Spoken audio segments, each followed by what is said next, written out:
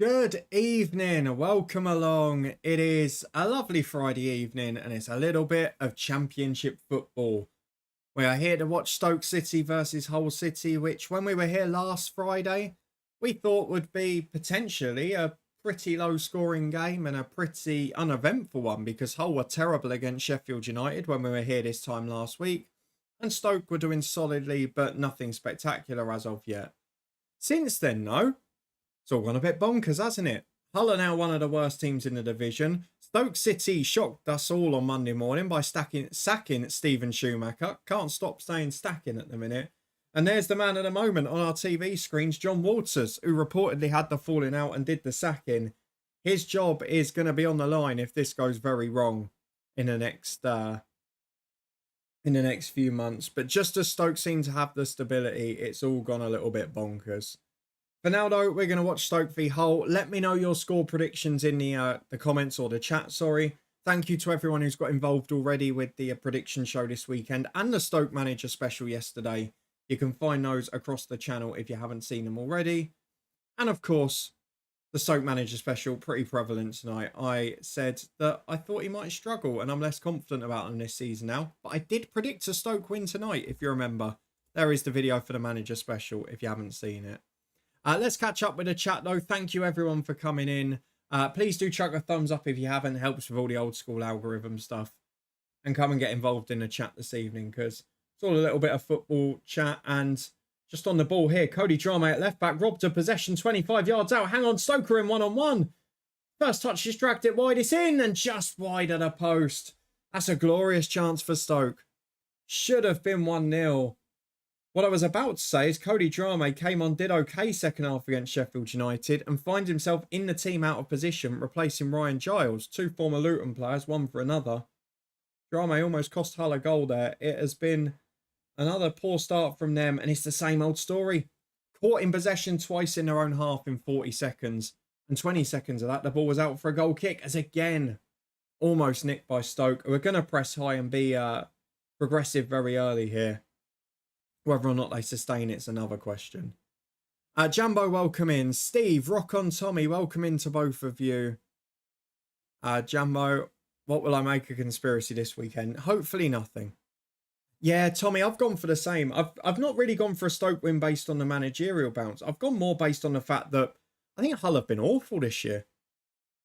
Really worried about them. Defensively, I knew they were going to be frail because I watched Tim Walter a lot at Hamburg, but I didn't expect them to have no attacking threat either. And I know Sheffield United are a good side, but that was men against boys last week, to be honest, when we were watching here. I've gone for 2-0, but I wouldn't be shocked at 1-0. I wouldn't be shocked at 2-1, something of that ilk. It will be interesting to see the reaction if Stoke concede the first goal, though. Considering a new manager in and that, a lot of empty seats. Not maybe the backing they were hoping for straight off the bat. And Hull just trying to get the ball into an attacking area here. Out for a goal kick. Let's catch up with the chat. Will you ever do a 3 of you on here for a watch along? That's the plan, Jambo, yeah. The plan eventually. We decided we're not going to do anything until I've moved because there's no point from the organisation point of view. So we're going to do one 2 weeks today here, which is Sunderland v Leeds. That will be the last one before we move. Stoke trying to play out in a 6-yard box, get caught in their own penalty area. Is this the Polak way? In the end, they've got away with it because Hull gave it straight back to them. And they are now away down the left-hand side. It's a frantic start because both sides look woeful at the back. Do you remember on on the Twitch channel a few weeks ago, the FM Twitch channel, we were watching Salford MK Dons. Two poor sides giving the ball away in their own box pretty much every minute. It's exactly what we're watching here. But yeah, Jambo, the idea is that later down the line we will do. I'll make a who am I soon, lovely. I've got Stoke winning 2-1 with 0 confidence. I mentioned it in the show. It's a horrible game to predict because you just don't really know what to go for, do you?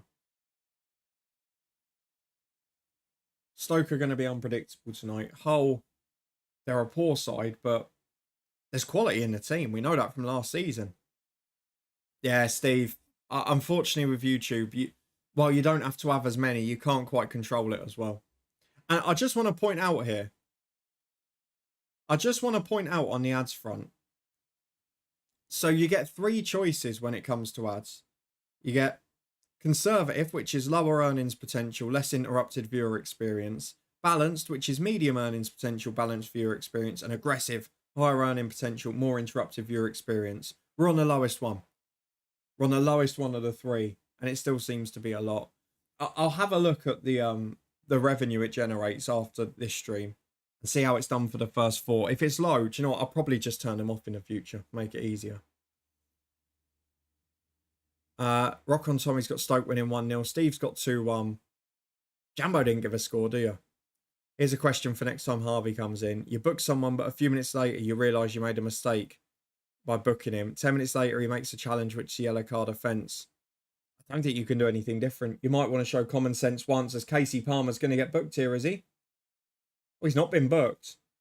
He's surely got to have judged him of stopping a cynical counter-attack, but free kick to Stoke regardless. Si, good evening. Good to have you in. I hope you're well. Jambo's gone for 0-0. Please don't think I'm blaming you in any way. No, Steve's not the point. I just wanted to be fair and explain it. You know, I always try and be transparent with these things. I'm sure you're aware that the podcast earnings aren't making a huge difference to my my position of affording to pay the bills. You went for 1-0 Hull, Si. Yeah, see, again, I can't be too critical of that because we don't really know, do we? I really thought there'd be a few more fans in today as well. You went random score, Jambo. I don't think 0-0's the worst shout tonight. Hull haven't offered a lot this season. Stoke's chance conversion's been terrible. In fact, if we get the table up, just have a quick look at this to confirm. Hull have scored 2 goals this season. Only team lower is Cardiff. And Stoke have scored 3, which is after the Hull and Cardiff, the joint lowest with my club Luton, Preston North End, and that's it. So yeah, we are 2 of the lowest scorers in the division here. A reminder as well, if you haven't already, Fantasy EFL this weekend, get your teams up to date. And let us know if you're watching any of the other games tonight. I know Motherwell v Dundee United is on in the Premier Sports Cup. There's a Bundesliga game which looks far more entertaining than this one already. And Sevilla in action in La Liga. It's also an FA Trophy weekend as well. Mello, welcome in. I had a 0-0 for this. But from the way Stoke are countering on Hull already, it looks like it'll be Sheffield United all over again. It is frightening. But the thing that I don't get about it, Mello, and we warned this would happen with Hull from the start of the season defensively. This is exactly what happened to his Hamburg team. But they had a massive threat going forward. Like when they broke out, they were quick, they were ruthless down the sides. Here, they've not yet managed to develop an attacking intent. And if you combine that with giving the ball away in your own half time and time again, it's going to make it a tough old night. And here they are again, Hull. They're trying to do that thing where you press the team onto you. But again, they've given it away in their final third. It's the 4th time in 6 minutes. And Cody Drame's been at fault for 2 of them now. Oh my God, centre half stepping in between. This is a disaster waiting to happen. Really is. Chris, welcome in. Very exciting week for Carlisle, isn't it? So, Chris, you've joined me with 2-0 Stoke, have you? Fair enough. Thank you everyone who's adding a thumbs up as well. It does help with the old algorithm here. And thank you to everyone who's watched the manager special and the prediction show this week. You've still got time to predict the other 11 games after this one if you've missed it. Hull played against Sheffield United and Leeds, to be fair, compared to Stoke. That's also true, actually. But Hull also really struggled at Plymouth. And against Millwall. So there's been mixed fixtures. You could say Stoke then won 5-0 at Borough in the Cup as well. It is very hard to tell. But I don't understand the decision behind Stoke's manager change here. And the first 10 minutes here are worrying from a Hull point of view. But Stoke are going to have tougher games than this after. We mentioned it in a special. 4 of the first 6 games at home. 3 of them very winnable fixtures. They've almost got to pick up early points. As Hull get away down the left for the first time. Just a heavy touch. Cross is blocked. Oh, the clearance is right into the penalty area. It's ended up being a decent cross. Hull edge of the box. Chance to shoot. Just over. Cracking effort. Just couldn't quite keep it down. I think it's Bellumi again, the man who was caught for that first goal against Sheffield United. Terrible clearance from Stoke, though, putting themselves right under pressure. Both of these sides giving away countless moments and possession in their own defensive third, which is a bit concerning early doors. Teams playing out from the back that aren't good enough to do it comes to mind. Yeah, it's the Carlisle, Chris. Mike Williamson's Barmy Army, eh? I saw Dean Lewington wants the MK job now as well. Can anyone perform on a cold Friday night in Stoke? The age-old question. Well, Stoke are away again. It's a really poor pass. They had a 2-on-1, but the pass was behind the other striker. There's a chance to shoot from 25 yards, though, dragged wide. You just cannot trust Hull at the back. Kumas looks a threat, but the ball to him first wasn't great. Just dragged that a little bit, but they're going to have at least 15. You can watch Hull and know that they're going to concede 15 shots a game. Yeah, they've got the Turkish Simon Cowell, as he's dubbed. Achinidakali, but he wants entertaining football at all costs, which is why Rossignol got let go. As Hull are now running across their own penalty area, 3-on-3 press. Drame's giving it away again. It's been nicked 20 yards out. When will you learn? And it's now a 3-on-2. Stoke have got a score here. Oh, he's gone for the shot. That is so greedy. He's gone for the shot. There's a man free in the penalty area again. With the right decision making here and the right way to pass, Stoke could be 3 up. The problem is, size, I was going to go on to say. Stoke struggled to perform on a cold night in Stoke at the minute in the last couple of years, which has been the main problem. Won't Harvey be reffing tonight? Yeah, he will be. Ball into the box from the corner. And free kick to Hull City. Actually managed to defend one there. Lovely to see you all in as well. Let us know who you've got as your bankers for the weekend, who you've got in your fantasy EFL team. I moved back up to 6th place last week with the help of the lads in the podcast, but at the moment dropping 7th due to someone who's got a Friday night point. Now, I'll tell you what, the Stoke skipper's gone up there for header. He caught his man with a straight arm across the face.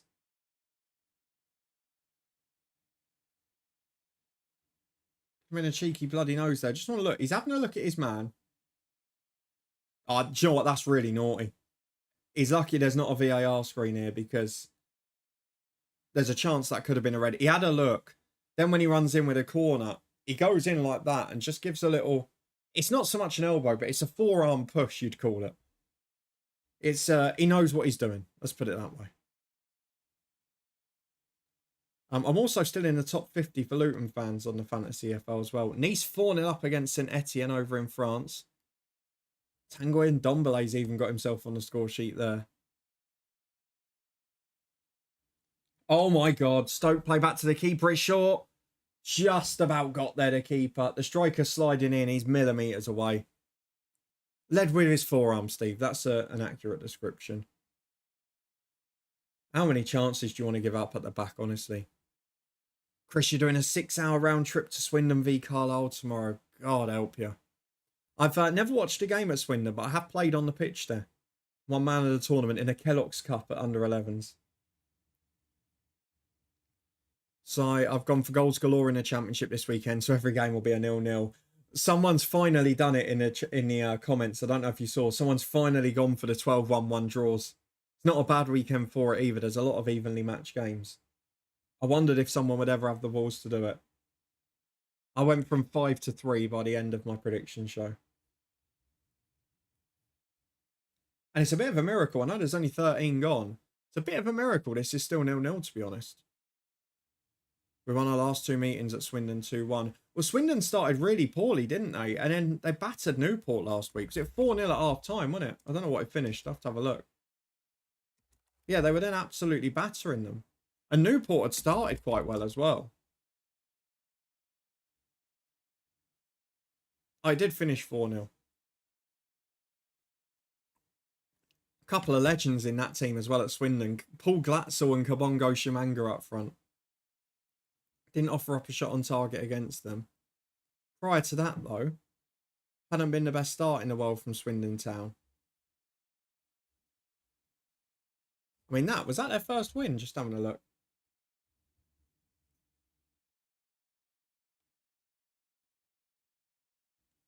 So I'll have it at the back again.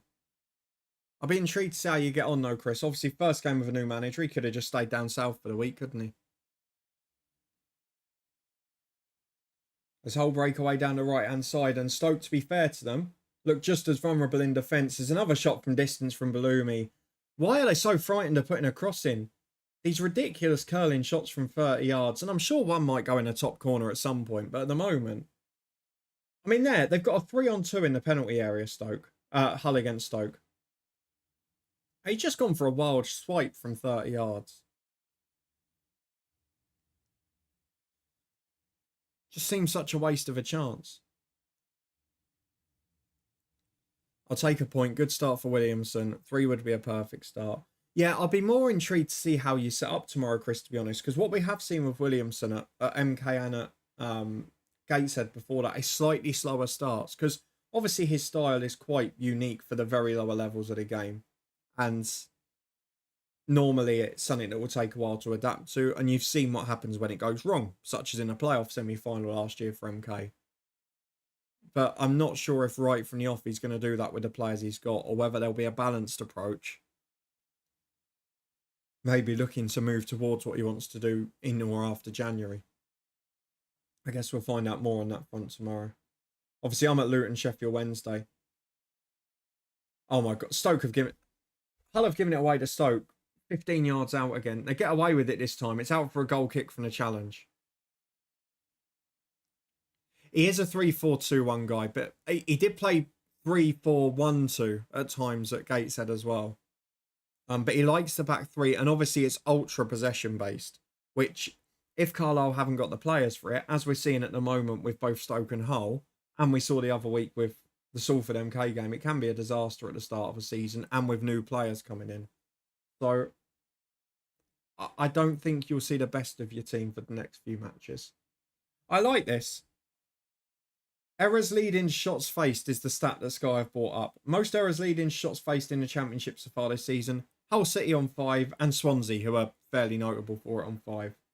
Just sort of proves the point we've been making for the last 2 weeks pretty constantly. I should ask, as I mentioned it as well, and Chris has too, what game are you all going to this weekend, if one at all? And if not, what games are you planning to watch? And I will say with Drame coming in for Giles at left back here, it is causing problems for them in possession. Because Drame's cutting in onto that right foot and they've not really got anyone inside there. It's fine what they're trying to do at the back, but the midfielders aren't coming central and dropping deep. So they've then not got a pass on and they're just trying these big switches of play or trying to play down the line where they're marked. Yeah, Mello, only 5's a point. I guess leading to shots is something different. So like we've seen in this game already, twice where Stoke have nicked it. And then once where they overhit the through pass, once where they underhit it and they didn't lead shots. So what I would love to see a stat for is how many times they've conceded possession in their own half. Swansea are always up there, but Hull will be top by a million miles. There can't be anyone worse than that. Chris Callum Guy, Ethan Robson are injured at the moment. Both good players. 2 players that will suit Williamson's style. Mellish only works in a 3. He took liking to Luke Armstrong already. Is that the one that used to be at Harrogate, Chris? Because he would be on the right of a Williamson front 3. He'd be great. Unless I've mixed that up with someone else. Because I had him in an FM save either last year or this. Trying to remember who with. Oh my God, Hull have given it away again last man. The defender slips and just about keeps it. This is frightening. I don't want to just end up going on a rant here because I think it's something me and Craig have mentioned quite a lot over the years. Charlie is more of an advocate for playing out from the back, and I'm quite an advocate for it if you've got the players to do so. But there is no way, and I know a lot of teams say, but if you get it right, it does more good than harm. And I completely agree. But these teams can't do it right. They aren't doing it right. There's got to be a balance to the approach. Curling ball left-footed to the back post, headed away by Stoke. And again, it's Drame on the edge of the box. Good footwork. He's fouled. Oh, referee, play the advantage. Edge of the box is about to get a shot away. He's quite lucky that didn't fly into the corner or something. He might have been in the spot of bother. It was definitely a foul, but the referee's 5 yards away. You can see it's fallen to another player 25 yards out. You've got to wait a second there. It's my biggest bugbear. I can accept referees getting big decisions wrong, but you know my little bugbear is not being able to play advantage, having that game management. Steve, Burnley Pompey, of course, tomorrow. Sunderland Borough should be interesting. Yeah, I think that'll be a really good game. I'm planning to watch the first half of that before going off to the Luton one. I think our game will be pretty tense, pretty close. I think yours should be a fairly comfortable home banker.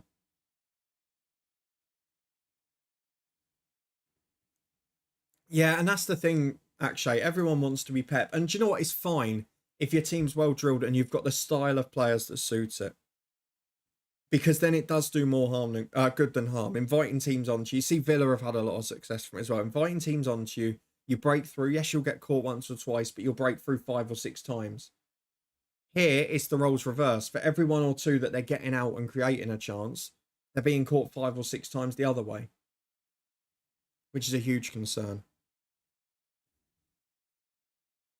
Chris Jordan-Jones will start. I don't think there's big question marks on White. I think White has to start for him.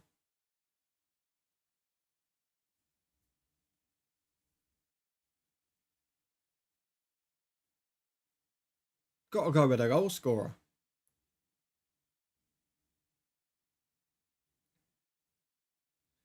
Jambo, who am I? I've played with Marquinhos, Ciro Immobile, Gonzalo Higuain, Enzo Maresca, and Xherdan Shaqiri. I mean, let's just write Shaqiri off because he's played for virtually every club under the sun.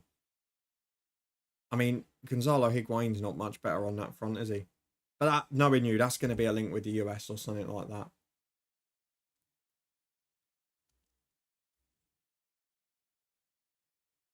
Maresca's an interesting one. I'm feeling like it's got to be an Italian.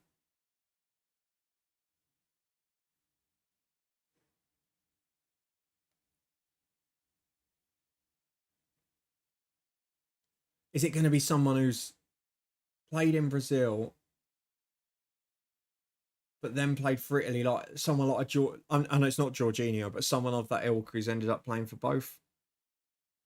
Pennybomb beating TNS. Nice, Jambo. That's the score we all want, isn't it? Competitive league. Great to see TNS in a conference league. Looking forward to that in the next couple of weeks. Steve, I mean, you can do it, but unless you're a top-level Prem team, you have to accept you'll lose goals and lose games you should win. That's true. But there are still, for a lot of teams with the right style, you'll still get more benefit than problems out of it. But these two, it just isn't the case. You can tell even in possession there, like Ben Gibson, just doesn't look comfortable on it when he's under pressure. And it's very different. Like, I was brought up as a centre-half. I was decent on the ball. But playing when the whole game's in front of you and asking a centre-half to step in and then play in tight spaces when you've got a player approaching from behind as well, they're very different skill sets. I'm trying to think Brazilian and Italian who would then have played with maybe Higuain.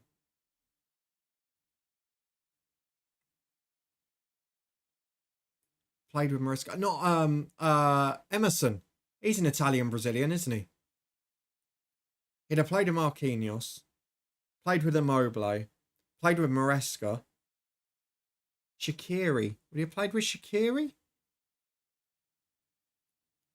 Maybe somewhere in Italy. Yeah, it was one of the summer signings, Steve. I mean, he actually had a good summer.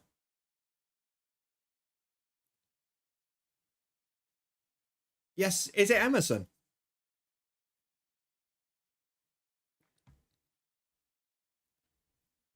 Straight away, I went.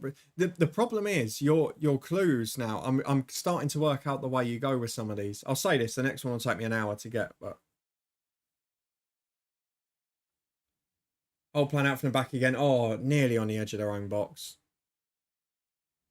Steve Dyche's biggest transfer failure for us. Yeah, probably was, to be fair.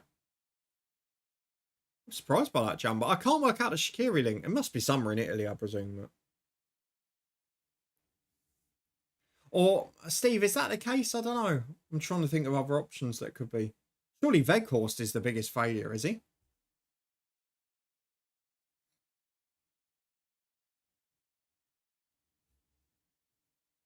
Yeah, close run battle, I'm guessing, either way. Thank you, everyone who's got involved and put a thumbs up as well. Thank you for everyone in the chat. Come and say hello if you haven't already. Leon, fair enough.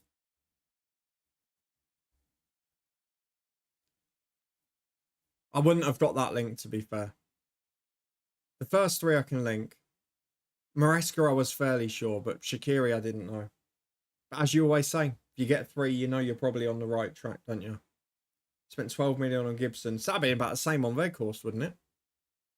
But to be fair, Gibson had been brilliant to that point.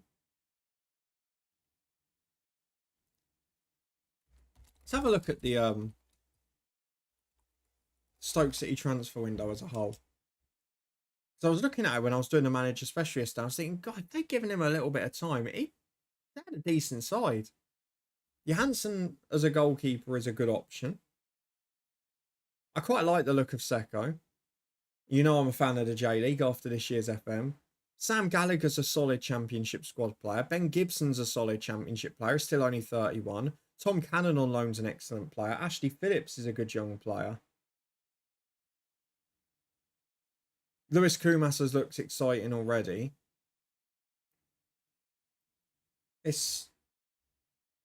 And they got a lot of deadwood out of the club as well. I know Tyrese Campbell's a bit of a loss. I know Josh Lawrence of Burnley obviously as well, but they've definitely made the squad stronger overall. I just felt Schumacher was the right man for it.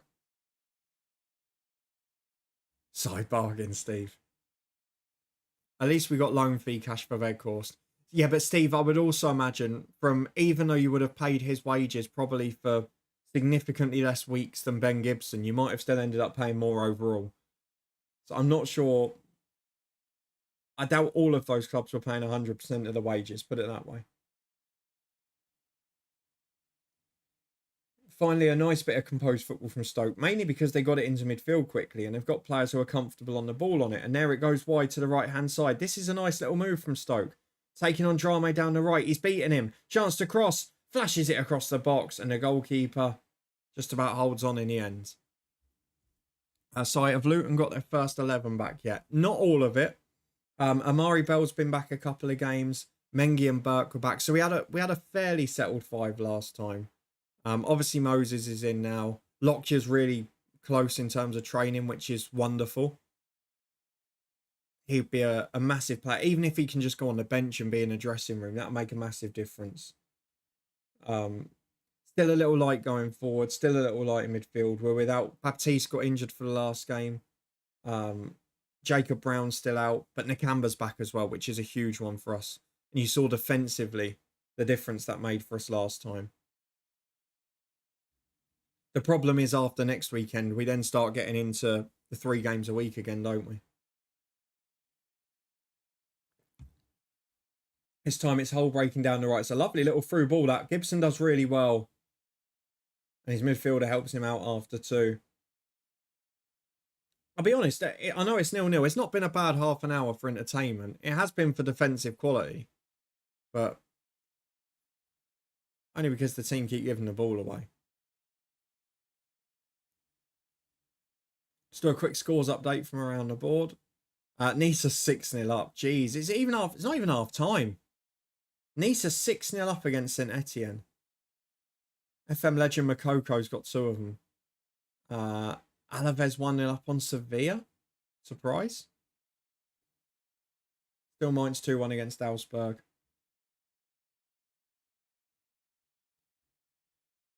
And another good ball in Hull left footed. Oh, that's better. Someone didn't fly onto the end of it. Finally, they put a cross in rather than trying to shoot. It was a wicked delivery in the end. Wasn't Balumi this time. Was it Coyle? He put in the cross that they nearly scored from last time, didn't they, where they hit the bar? It was the best cross of the night.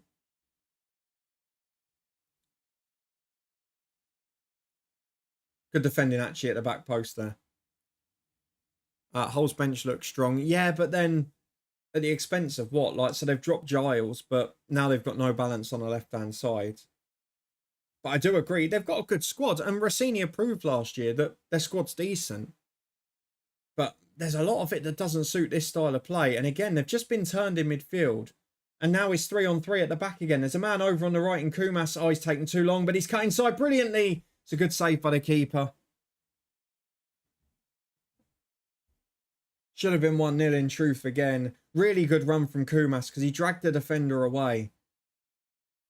And it allowed the attacking player to cut inside onto his left foot. Just didn't quite get it in the corner enough. Didn't get enough pace on it.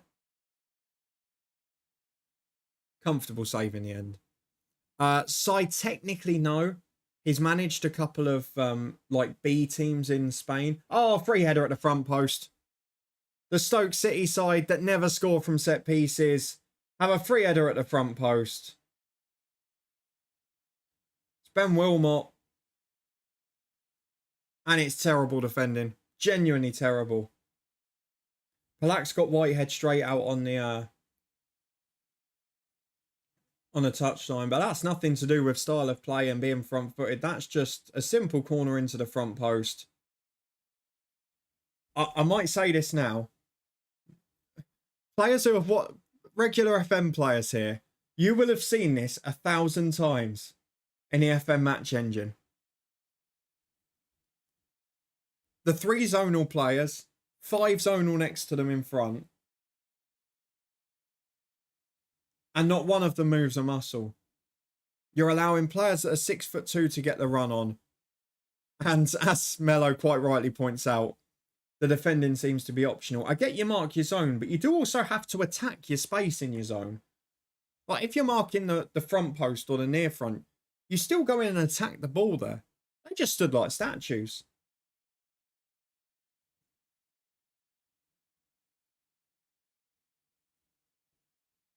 Hull are in trouble.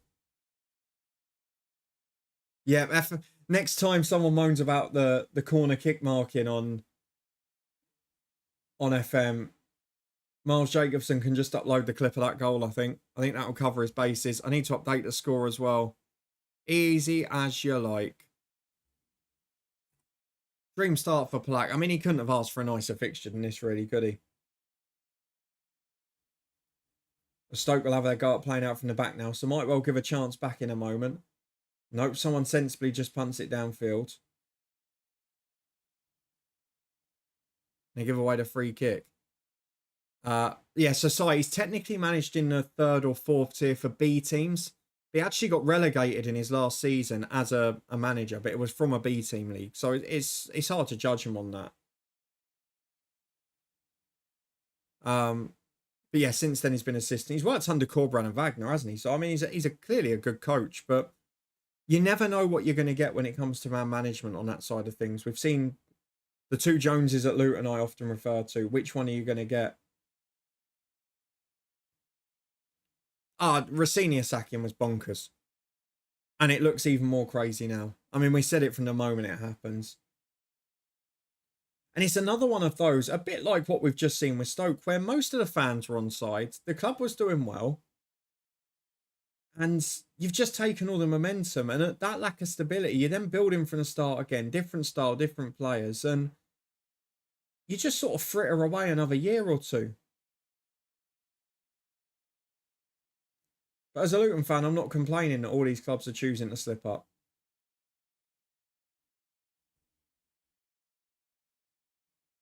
Yeah, Rossini obviously has gone to Strasbourg as well. It's quite an intriguing job. Obviously part of the Todd Bowley Chelsea ownership group, isn't it? And they've had tough times for the most part, as that ball across the box is decent from Hull. Stoke actually defend that one okay. But again, just trying to play out from the back pretty ridiculously here. And in the end, win the throw, luckily. Jumbo TNS equalise. I've got to say, the right back for Stoke, he's defended his back post a couple of times pretty well. But in terms of his positioning from runners, he looks all over the place. It's Shamedu, isn't it? Motherwell won up against Dundee United right on a stroke of half time in the Scottish Premier League Cup.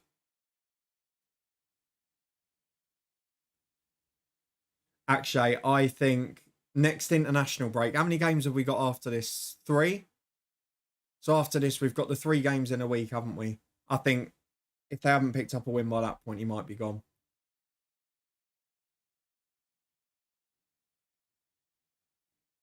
Oh, Walter, but he can't change, actually. That's the problem. Is he could change and set this team up to be a bit more robust and more counter-attacking and have a threat in that way. But Liam Rosenior got sacked for doing that and finishing 7th with a team that isn't quite as strong as this. So clearly it's from the ownership group to say, look, you finished 7th playing this way. I'm not happy. So Walter can't then adapt and do what's best for the team. He's just got to play this way and live with it. And if he gets sacked, he gets good severance pay at least. We saw it with Birmingham last year, didn't they? Weren't happy with the way Eustace were playing. He then keeps the team up at their expense. So it's a bonkers world, modern football. I mean, the goalkeeper's got himself in a pushing match there. Just watching that cornerback again. Keeper's got himself in a pushing match. And completely neglected his post. I hate that they don't mark a near post from a corner, but that's another question for another day. And he's nowhere near the shot then, or the header. Bonkers. Be interesting to see if the Hull owner sticks with Walter if these results continue. Clearly he values style over results based on a Rosenior sacking. Yeah, but then, Mello, look what happened with Arveladze. He brought in a man that plays the style he wants to play, lost a few games, and then sacked him as well.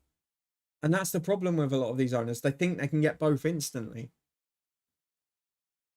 It just doesn't work like that. Look, I always use the example of Arteta as well. The first 2 seasons at Arsenal, the full seasons, they were really poor and they were playing defensively to try and get that solid base, which is now the best in Europe. And they've built an attacking team around that afterwards. And there's just so much impatience now, and it sets clubs back so far. And it makes me very thankful to be a Luton fan, where you know the owners aren't going to budge if there's a bad run, and they'll make sure that they get things right. Paul, welcome in. Oxford to surprise everyone this season. Hey, I wouldn't be shocked. I said it at the start of the season. I had to put them in the relegation zone because Casey Palmer wins a free kick. Does he? No foul given. Looks one. I had to put Oxford in the bottom 3 because at the time their squad on paper was one of the weakest 3 in the division. But I was never comfortable with it. I think tactically the manager's good. The question's going to be, can they keep up the home form? Because I think we've seen already, Oxford aren't going to pick up many points on the road this season. There's no doubt in that. There'll be very few. But they look so well drilled at home. They look like they're going to pick up plenty of results. Stoke win a goal kick. Good defending this time from the right back. And if Oxford can keep up their home form, even for 2/3 of the season, they'll be comfortable. And to be fair, the month since the predictions, they've signed really well at the end of the window. So, yeah, I wouldn't be shocked to see Oxford stay up at all. It's still early days, though.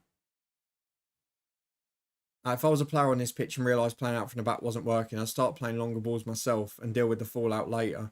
It is ridiculous, but again, as a player, do you then just get dropped for not doing it?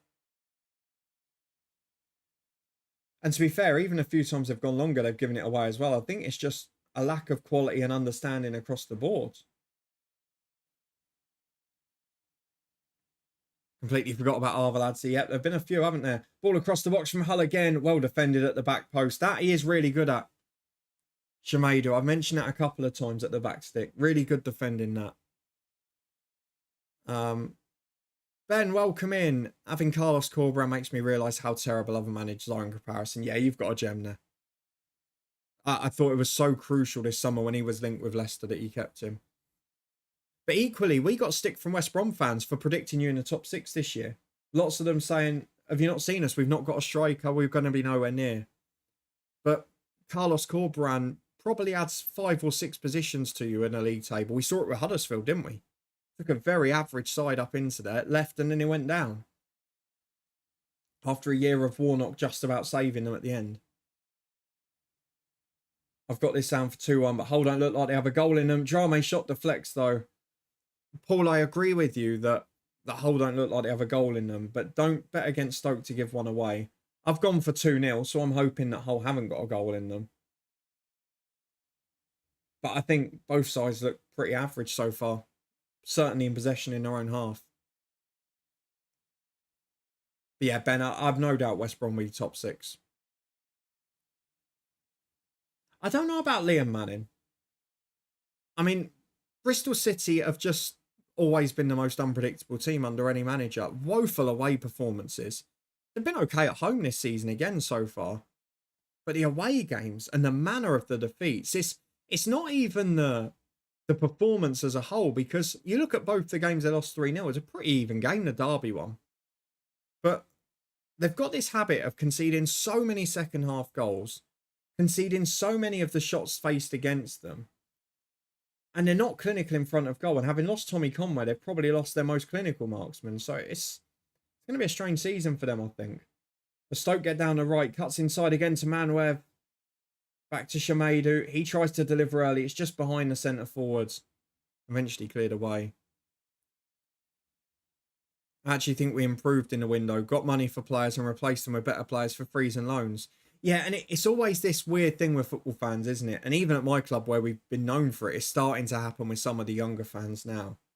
Which is all about the quality of your transfer window correlates to how much money you've spent, which is absolute nonsense, as Luton sort of proved in the Premier League last year compared to Sheffield United and Burnley.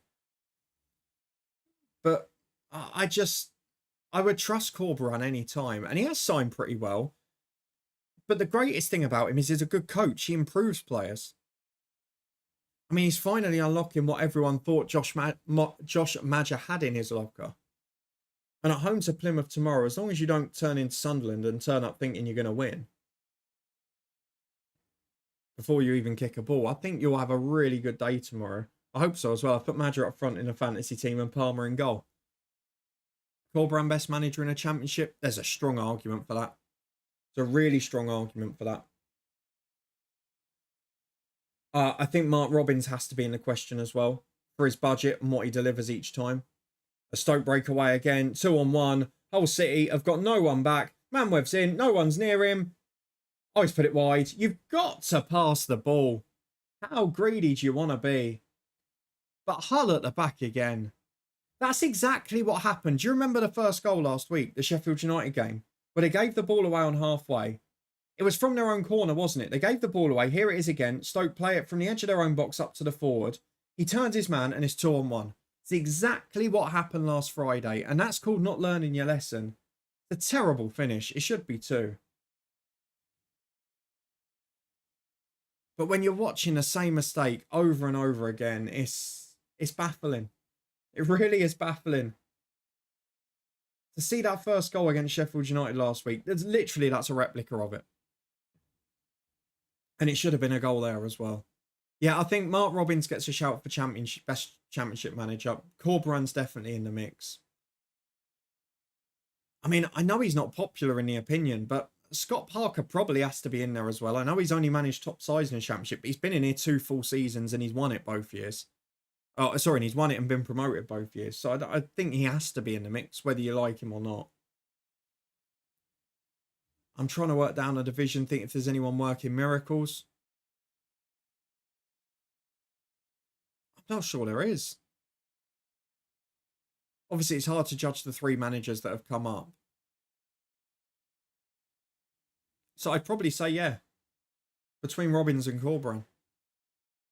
Daniel Farke, yeah. I think last season maybe knocks him down slightly. I think the way they finished was pretty awful. It's back to the edge of the box for Hull again with Casey Palmer. Good footwork. Shot deflects over. He's winning Burnley fans over. It's been a weird start, hasn't it, Steve, to be fair? It's been a really weird start for him, because I'd argue maybe your worst performance was the 5-0 against Cardiff. On another day, that's 0-0 without all the gifts, isn't it? So it's a really weird start to judge, but some great results. And obviously playing away at Luton and Leeds and winning both of those is crucial. I think it's too early to judge him yet, though. Yeah, I guess overall Daniel Farke's record stacks up, but I think last season does put a dent in that. I would probably say last season you would have said same record as Parker, wouldn't you? But now he's got one where he's failed. Coventry have been disappointing, but I suppose they've got a good start by their standards. Same as us, Ben, at Luton. That after that win against Millwall last week, we've now had a better start than we had in the promotion season. And Coventry the same year, who we played in the playoff final, if you remember, they had that like 8 weeks where all their home games were getting postponed. They were on about 1 point after 9 or 10 games, right at the bottom of the championship. So, and we both ended up in the playoff final. So you never know. Might be the same omens again, eh? Not sure I can take another Wembley playoff final though. I'd rather finish 2nd or 7th, to be honest.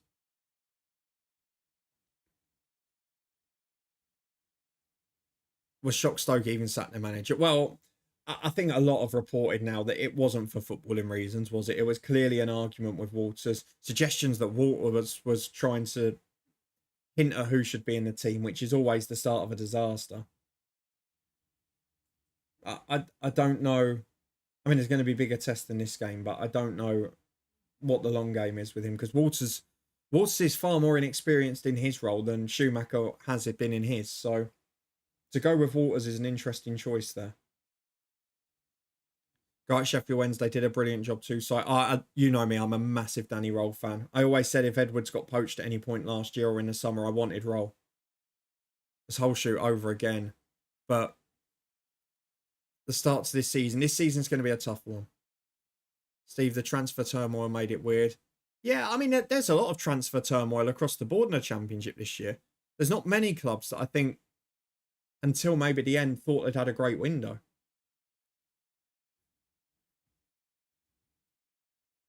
Corberan is the best in my opinion, since he's the only manager in the Championship that I could see managing Champions League within 5 years. That's an interesting argument, because you're then talking about balancing styles. I mean, the reason I put him and Robbins together is I think they've probably delivered 2 of the biggest overachievements in recent years to get to playoff finals, respectively, with Huddersfield and Coventry.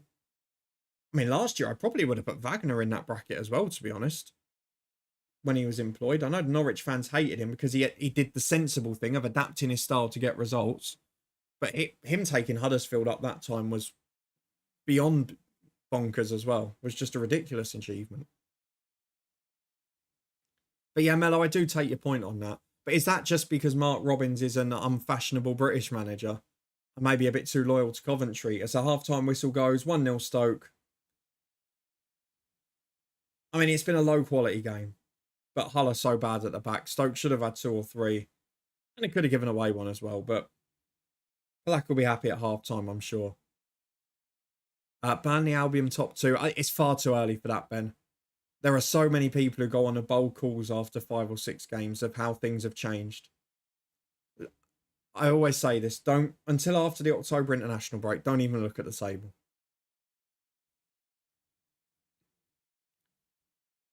Walter Bullet and Manning feeling the pressure. Yeah, the Bullet one's interesting. The Bullet one's really interesting because it's sort of what we all predicted last year. Lots of people had Cardiff down there. In Turkey, he played a style that often garnered low-scoring games. Didn't score many goals. He actually got sacked for that at one club. And this season, it's just not quite happening for them. I know they've got a few players out. But very strange. Etienne Maja can snap at any time, unfortunately. If he starts to get a few misses, he gets angry. Not got a great temper at Sunderland and Bordeaux. But then is having Corberan, who's possibly the most disciplined manager you'll ever see, might be a good thing for him. Might just be what he needed. And of course, he's still a young player. There was a lot of hype around him. Maybe it is just the aging thing, isn't it? Yeah, Nice have had a good first half, haven't they? Augsburg, mate. Mainz looks a good game as well. 3-2. Mainz went 2-0 up early. Augsburg got 1 back. Then there was a red card for Mainz. After half-time, they then went 3-1 up. Augsburg have got another back now. And Motherwell beating Dundee United in the League Cup in Scotland. Got a who am I for the second half, Jambo. Lovely. On showing so far, Hull are surely a worry for the bottom 3. Yeah, I mean, so we've mentioned it. How can you change it? Because you know you're going to get sacked if you play solid football. Rossini has proven it. It's it's a horrible position to be in as a manager. I sort of said the same with Rooney last year, didn't I, at Birmingham, which is, in a way, you do have to feel sorry for him as well, because they've come in with the brief. If Rooney had gone in at Birmingham, got decent results, but had been playing the same style of football as Eustace, he A, would have got sacked, presumably, for playing that style, and B, the fans would still go, well, why did you change the manager? So you've almost got to do something outlandish to stand out, haven't you? And that's often where the problems come. I mean, I think pretty much 85-90% of us would have said it was a disaster when they let Rosenior go anyway. And Rosenior's had an upgrade anyway. I don't know that this squad is so much worse than last year. You've got to remember as well, Carvalho only came in late January. Delap, in my opinion, is incredibly overrated in front of goal. He's a good runner, but he doesn't take his chances so well. Philogene obviously was one of the best players in the Championship. That's a huge loss, but have brought in good players. But you would also argue that if Rosenior is in, maybe he would have suggested players that could have suited them better for recruitment. It's a horrible position to be in if you're a Hull supporter. It's also horrible for more reasons, that the owner's doing great things off the pitch for the club, for the facilities, for the city.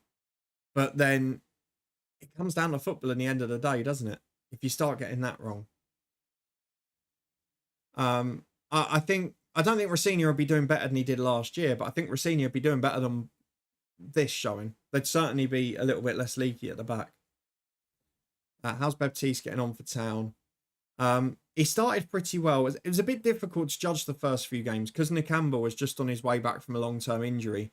He was sort of getting shoehorned into a holding midfield role that didn't really suit him as the deepest midfielder. But now Nakamba's back. I presume when he comes back in, he'll play in the sort of the Barkley role from last season, which is the second one, a bit more advanced. I think there he'll make a difference, but he missed the last game with injury, which is obviously the other side of Baptiste that we have to worry about. Actually, yeah, he has. I mean, one was a massive deflection, in fairness. I think he's got 2 overall. But he's not a clinical goal scorer. I say the same. Look at like Adebayo at Luton. Scored 10 in the Premier League last year in about 17 starts. An incredible record, but also misses a lot of chances. They're just not those. I define it as the type of striker that goes through one-on-one and you're confident they score. Delap's not that. I watched him in the England under-21 game at Kenilworth Road the other week.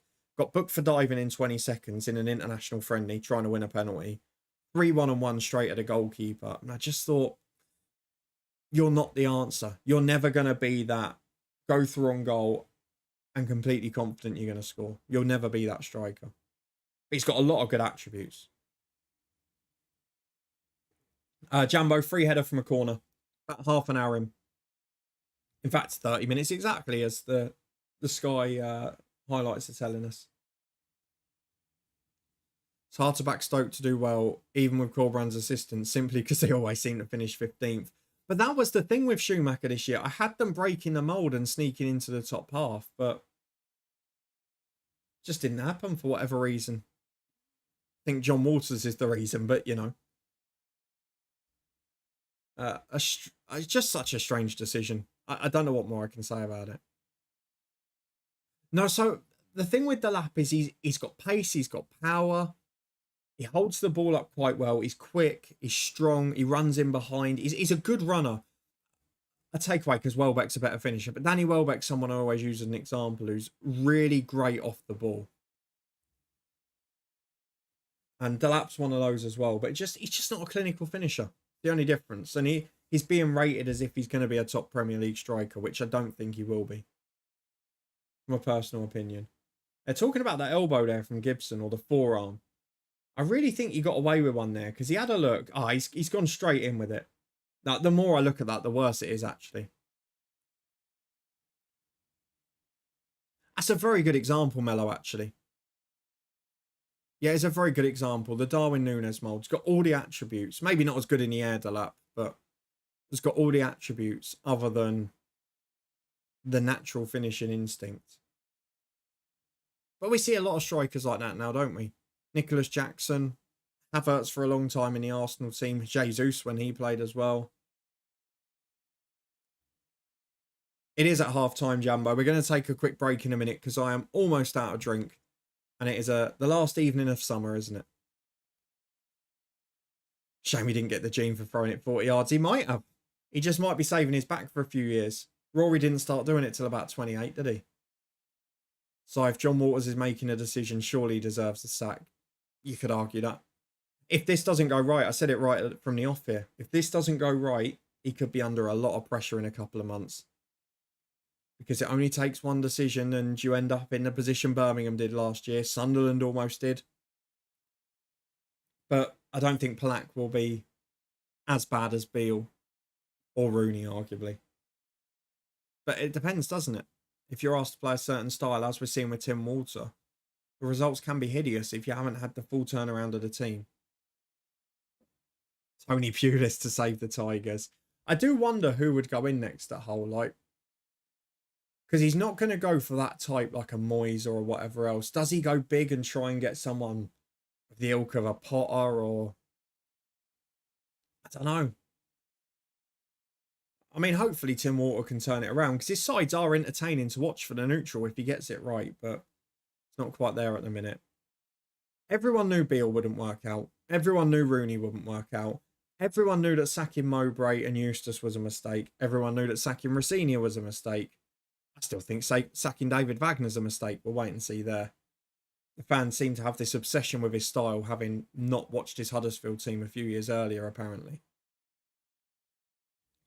Very quickly before the second half kicks off, thank you for everyone for coming in. We are going to be sticking with it for the second half as well. Ryan Mason's a very good shout. Obviously, he's got a link to the club as well. Yeah, I could see that. Bringing Tommy Huddleston as his assistant. Be a nice one, wouldn't it? What we're going to do very quickly, though, is go and top up the drinks. We'll set a bit of ads running. We'll be back in a couple of minutes, so don't go anywhere other than to get yourself some snacks and refreshments for the second half. And we'll be back for another 45 minutes of chat. And we might even talk about a few of the fixtures for the rest of the weekend, which look pretty interesting on paper. And we'll chuck in a You're the Ref as well. I'll see you in a couple of minutes. Don't go anywhere.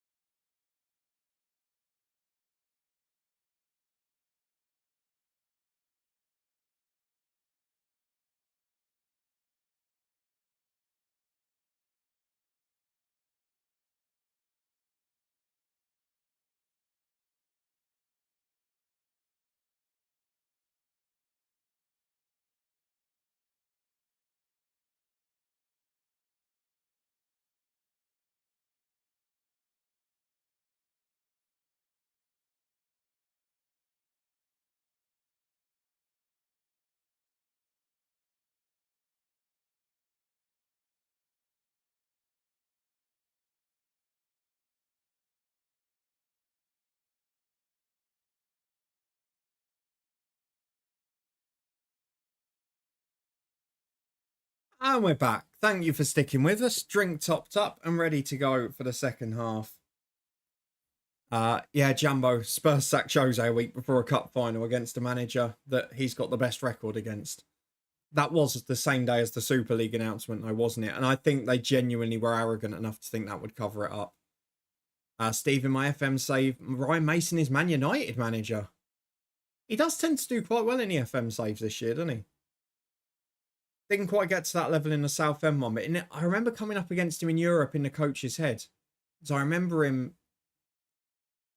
It must have been as a Premier League club still. So I remember him being on one of the thumbnails. Mello, to be fair, he did well in the final. Only ended up losing it to a header from a set piece for 1-0. No, I know, but Mourinho was the one man that got in Guardiola's head and won games against him. So it does seem a little odd to do that the week before the final when you're a club that's apparently desperate to win trophies.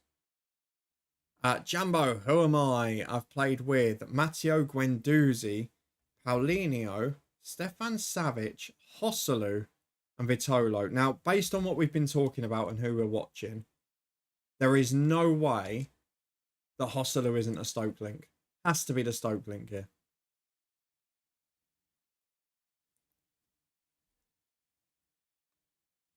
The rest of it becomes quite tricky. Paulinho could be Barca or Spurs.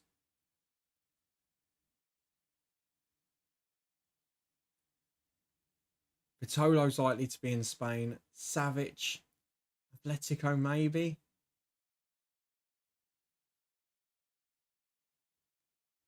That could be City though, couldn't it? And Guendouzi, few clubs in that link as well.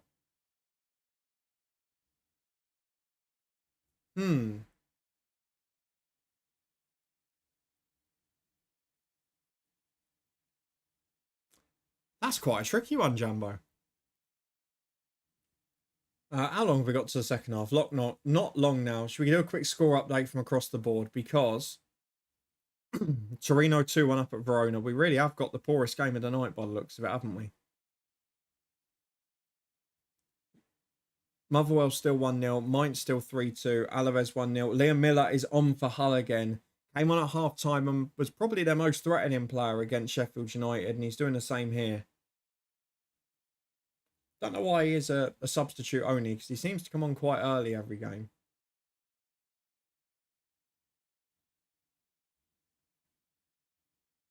Intrigued to see how this one goes. And Nice still only 6-0 up. 15 minutes without scoring. Start the second half. Absolute disgrace. Trying to put clubs together there, Jumbo. I doubt there's an international link in there. Who's Miller on for?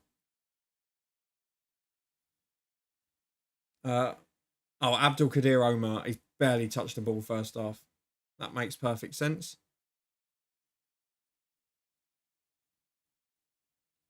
Narcy Palak, he's got that very Arteta over-intense vibe on the sideline, hasn't he? It doesn't come across as hugely likeable. And Dave Whitehead seems to be the calm head next to him, trying to get the messages across.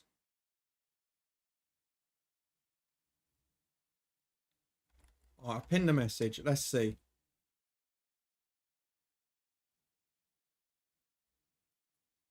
We're about to kick off. So there wasn't much stoppage time in the first half, so should be good to go. Thank you everyone who stuck with us as well. Appreciate you being here.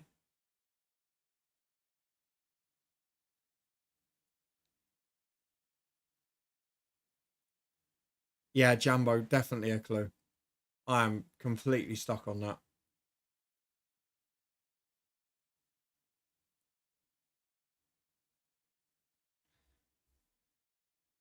Thought I was... Well, that's the thing, Jambo. I thought I'd worked out your system, and you've obviously tried to trick me with this one. Hull City keeping possession as the first half gets underway. And thank you to everyone who's chucked a thumbs up as well as getting involved in the chat. You've all helped massively. It's been a fun week with the Stoke Manager special, surprising one, and with the predictions as well. And it was nice to actually have a decent day in the prediction show for once. this time out. Oh, Ben, I've just seen you go for 1-1 tonight still. I'm surprised by that.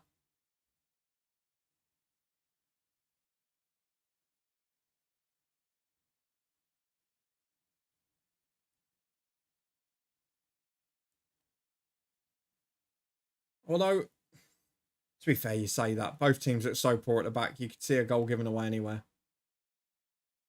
Clue 1, there is no Stoke link. Fair enough. Maybe I was being too obvious on that front. As Louis coils down the right, still looks Hull's best attacking threat because he puts a wicked delivery in. They haven't really got the centre forwards on the end of it, have they?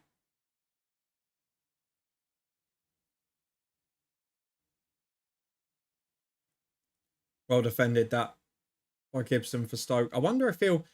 I don't know if it's possible in this league with the old retrospective ban, because that forearm smash was quite naughty. I'll run you through as well quickly my fantasy EFL team for the weekend. I've gone biased again. I've chucked Alfie Doughty in against Sheffield Wednesday, though he is a fairly high scorer because he takes set pieces and that. Skipper up front is Magic because I think West Brom beat Plymouth comfortably. I've gone for Jack Marriott alongside, who's flying, and they're at home to Crawley Wrexham, so I'd fancy them to maybe get a couple of goals. I've gone for an all-Leeds defence, which is a gamble, but I think they keep a clean sheet against Cardiff. So I've gone for Firpo and Bogle on the hope that the wide players will create chances as well. And then I've gone for Alex Palmer in goal for a West Brom clean sheet, and Callum O'Hare as my surprise vice-captain.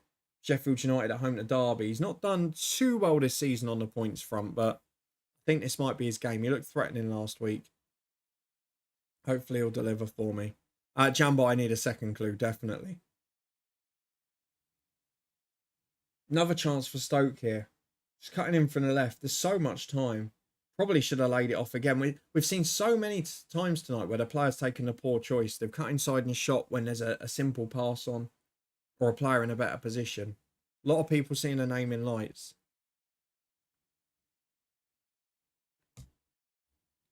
I'm getting sick of Hull passing it to the fullbacks, then turning back inside and trying to give it to the centre half. They have finally got out this time because one man just didn't bother pressing for Stoke. And it's caught them out. And this will be the argument then if it goes in, say it works, even though it was just poor defending as Miller from the left. Straight to the goalkeeper again. Should have crossed. And the offside flag's up anyway. Trying to work out where that offside is because they played on. Now Miller's probably just off. Is that when the flag went up?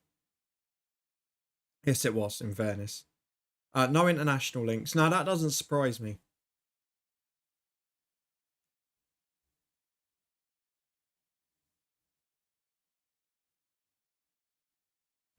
But I still think I'm a little bit stuck there.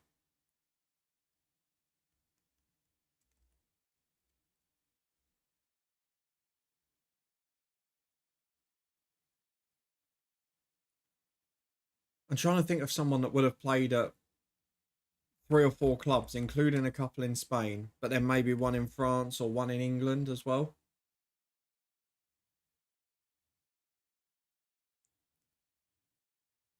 And that's where I'm falling down a bit. As Hull breakaway down the left. Miller again, looking the biggest threat already, but that cross is woeful. Again, the final ball's appalling.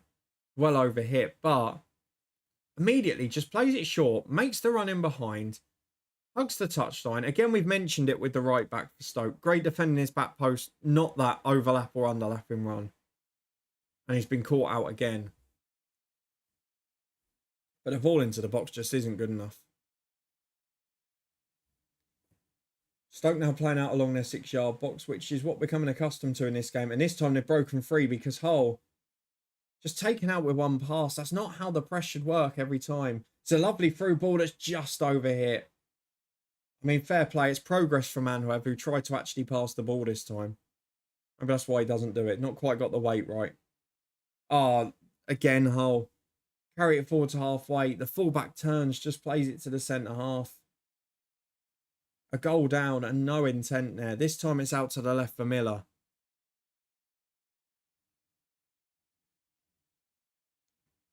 Balotelli's a good shout because he would have played across the nations, wouldn't he? But I think there's a few that he wouldn't have. I can't see. Would he have played with Guendouzi? Definitely played with Savage. I think there'd be 2 or 3 links missing there.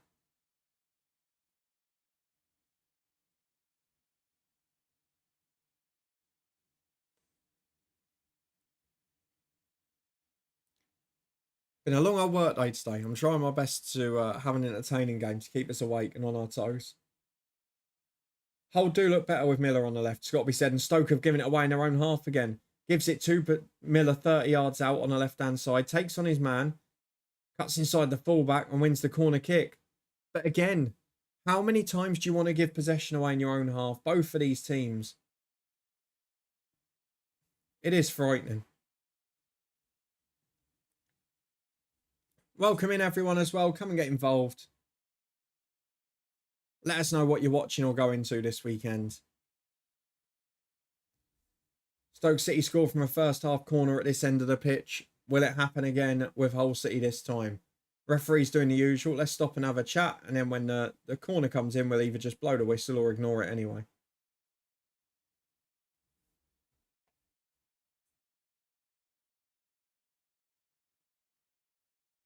Corner's taken short in the end. Fools everyone. Back to the edge of the box. Through ball. Clever idea. Doesn't quite come off. Manhoef keeps it in. Oh, this is a bad position to be playing out. And they give it away on the edge of their own box again. Stoke crosses over, hit from Palmer. They get away with it. I can't believe what I'm watching. You cannot keep giving possession away in your own defensive third. There's playing out and then there's just being silly.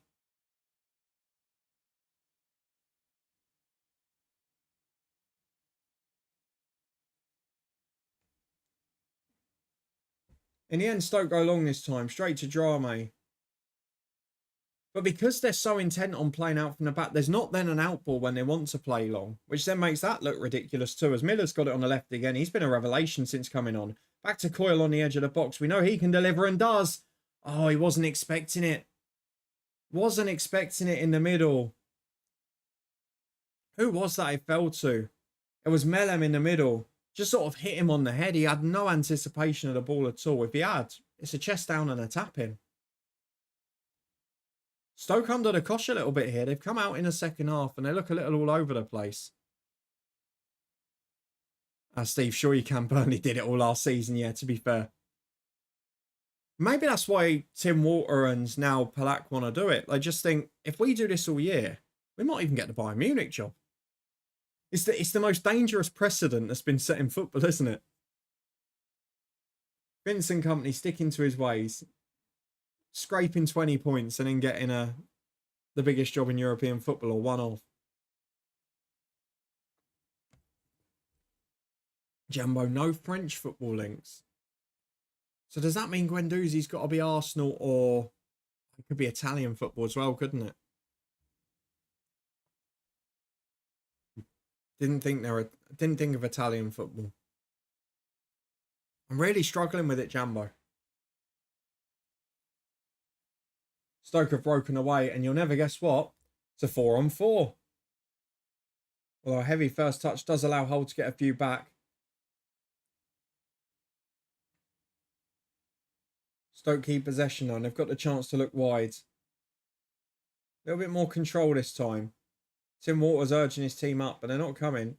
And Ben Gibson, there you go, not comfortable in possession. We've highlighted it 3 times now.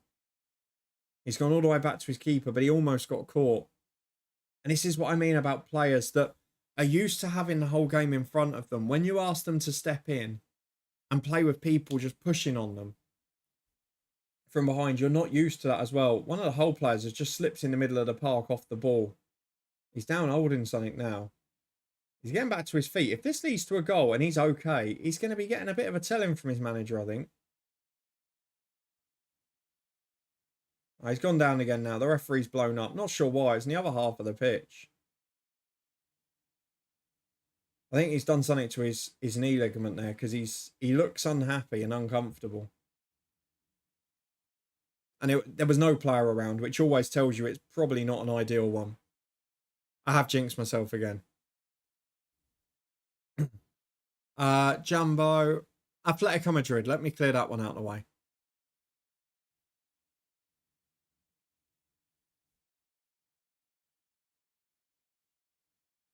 Seeing if we could get a replay of the instant to see what happened, but I'm guessing it might be an unpleasant one.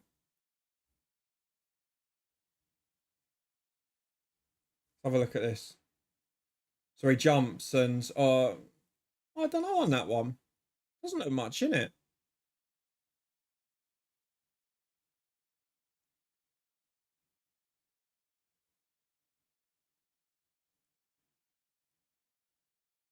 Definitely ligament the way they're testing the leg there.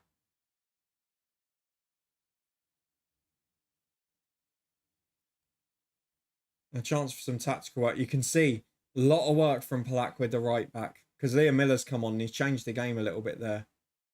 And Stoke are preparing a sub as well. Didn't see who it was from there. One of the youngsters. Is it Tesgel maybe? I think it might be. Regan Slater's coming on for Hull City. And we're also getting Simons as well. Or is it Alzate? Sorry, I thought it was 18. Might be 19. Zambrano's coming off. He doesn't look comfortable. No Atletico Madrid link. Right, so it's going to be a lot more Italian football then, isn't it? Which is going to be difficult for me.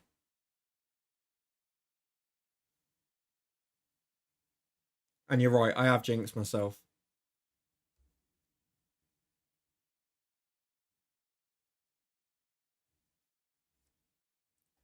Who are the subs going to be for? That's the question. I didn't realise my Aberdeen FM legend currently, Carl Rushworth, is the sub keeper for Hull. Ryan Giles not used in the first 3 subs. Oh, it is Simons, not Alzate.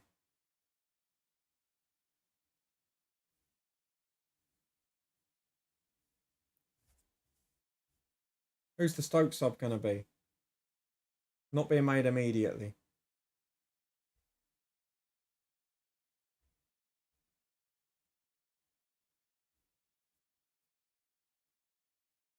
I'm interested to see if Hull give Burstow a go up front as well.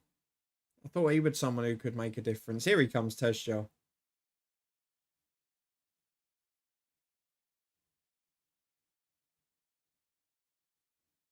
He'll be a player that may well suit this Palak style.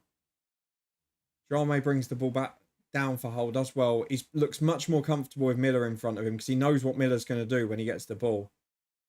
And that is, I think, a foul by Shemaidu from behind.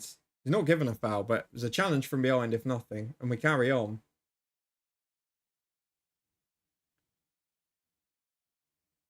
As Ben Gibson, that's what we've been waiting for. And look at that as well. Look at that. Ben Gibson has just punted it 60 yards down the left channel. The centre forwards chased the centre half and they've won the ball back 30 yards from the opposition goal. It's created a brilliant opportunity. Now they've slowed it down and wasted it. But my point is, they've basically got in there just from playing the ball 50 yards down the line. Though Gibson gets the ball back eventually, tries to play out, takes a heavy touch and gets caught by Liam Miller. And it's out for a Hull City throw. Very interesting, that little passage of play. To be fair, not sure it was a foul by Shemaidu.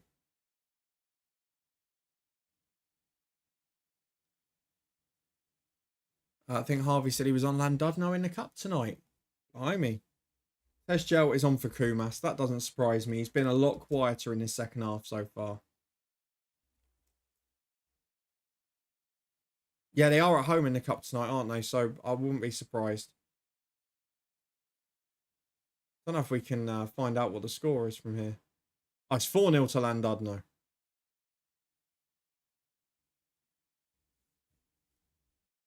I'd be interested to see if that tactical change for Stoke makes difference. Or is Tesgel... No, Tesgel hasn't gone out to the right where Kumas was. Manhuev's gone through the middle and Tesgel's dropped in.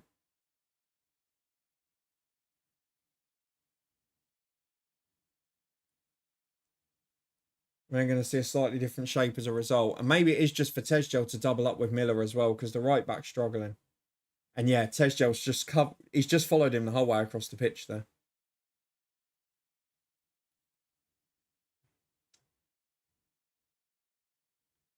But for all of this about playing out, you've got to play at a tempo. And these two, when they get in the opposition half, just slowing it right down. There's no change of pace to the play. It's all very first gear. Ah, Jovetic, great shout, Si. Brilliant effort. Fiorentina with, or City with Savage.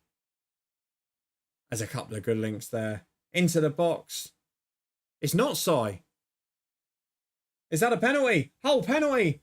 Terrible defending. What have you done?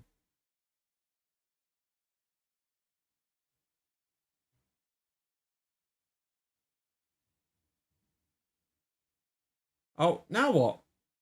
Has he changed his mind? What's he doing? I was just calling a player away from the assistant, who's definitely the man who's given this decision. Because the referee waited for his assistant to talk to him, gave a decision, and now the assistant's pulled away. The Stoke player is there down. Ball into the box. Is it offside? Don't think so. Oh, I tell you what. You don't see them given too often. It's not actually for the challenge later on that leaves the Stoke player on the floor, is it? I thought it was for the shirt pull from the initial ball in. Have a look at this. I mean, to be fair, he's actually committed 2 fouls there. The first one, he stopped the whole player getting a free header on because he's pulled his shirt pretty clearly. And then the second one, the whole player's gone to flick the ball and the Stoke player's wiped him out. I mean, it's 2 penalties, if anything. Excellent decision by the assistant. Ben Gibson's booked for his persistence with his dissent. And given the fact he should have been sent off in the first half, and a pretty tough day for him. Casey Palmer is on the penalty for Hull City. And it is a chance. I mean, a few of us asked it, didn't they? Paul said it himself. I don't see where the whole goal comes from. Never doubt Stoke with a chance to shoot themselves in the foot. And to be fair, oh, it's saved brilliantly. Palmer heads the rebound in. Had the header second time. Didn't make the same mistake as Retegui last night.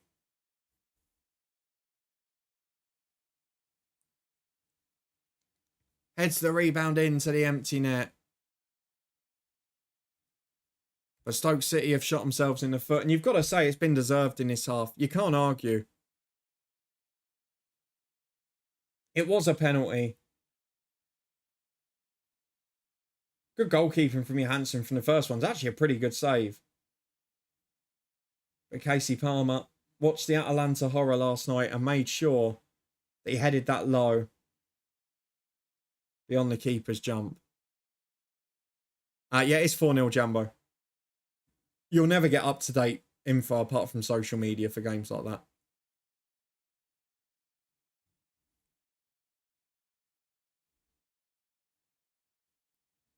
I'm not Jumbo. I don't know who am I. Was it Jovetic?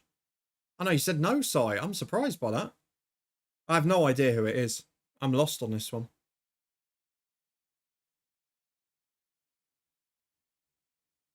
So 25 to go.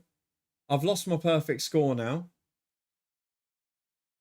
And the commenter who was bold enough to go for the Championship's favourite scoreline in all 12 games is currently the matchday winner. Simple as that. Go bold or go home. Hull playing out again from the back. Done it much better this time. Suddenly there's a bit of confidence. A spring in a step. And now will Stoke fall apart? It's a 2-on-1 in the middle here. He's just got to square it for Palmer.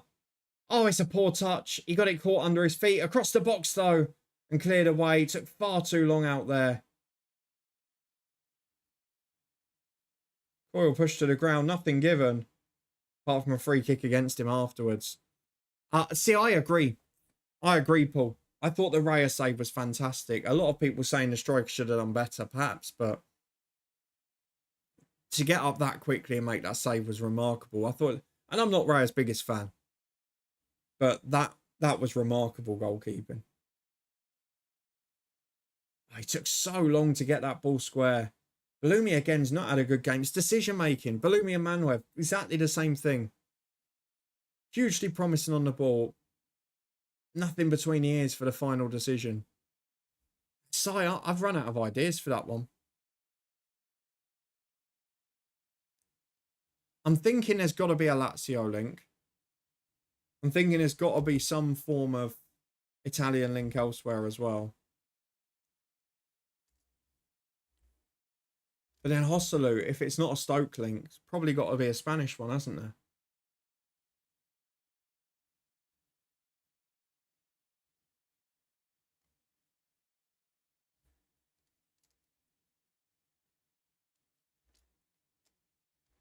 I don't think there can be any complaints about this penalty. We keep seeing replays, which makes me think it's maybe a suggestion that it's contentious, but it's not at all.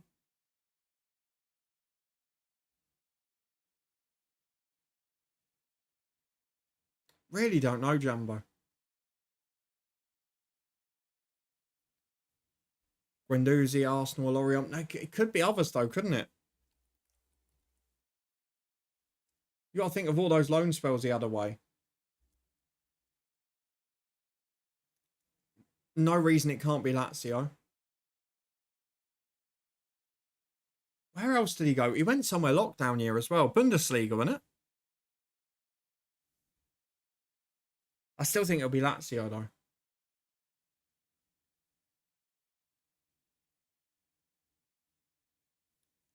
I'm trying to think who's at Lazio at the moment, or it could potentially be.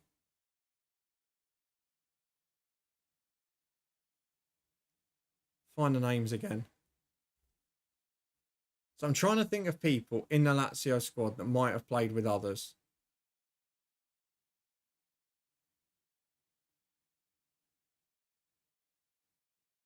And it's not looking good for me. I mean, Tavares is from Arsenal, but he wouldn't have played with any of the others. Oh, not Pedro, is it? Because he would have played with Paulinho at Barcelona. Is it Pedro? Stoke in again down the right-hand side. Tesgel fires it wide.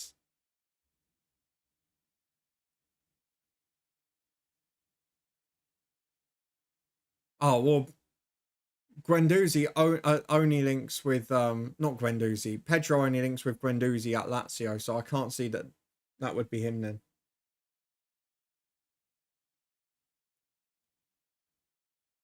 Hertha Berlin on loan.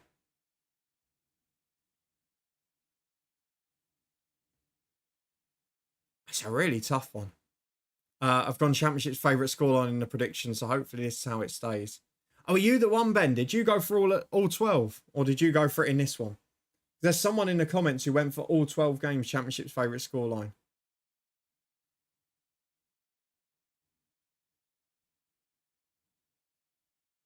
I went 2-1 Stoke, but I was struggling to see where Hull was scoring, so maybe this will kickstart them. To be honest, Hull have been dominant since the break. As he did last time, Liam Miller has proved their greatest threat. Dundee United have equalised in the Scottish League Cup. Louis Moult gets a late one against Motherwell.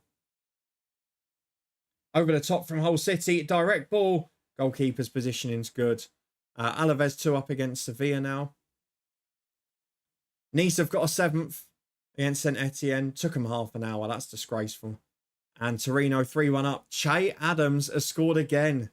He is flying over in Syria. Had a really solid start out there. Him and McBurney tearing apart La Liga and Syria. Didn't go all 12. No, someone did in the comments. But if you've gone for 1-0 in this game, you're in a good position, I think.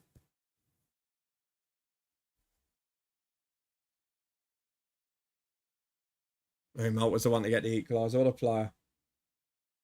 He had a good chance when he came on against Rangers at the weekend as well, didn't he? No Italian links. Oh, Jumbo. I don't know. I don't know. I don't think any of us know. We're beaten.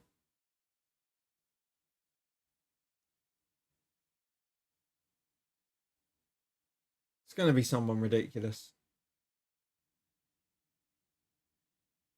Stoke with a good spell of possession. Out to the wide areas. On the right-hand side.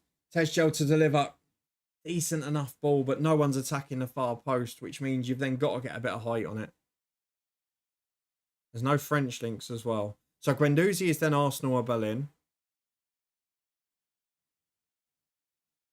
Paulinho is Spurs or Barca or Brazil.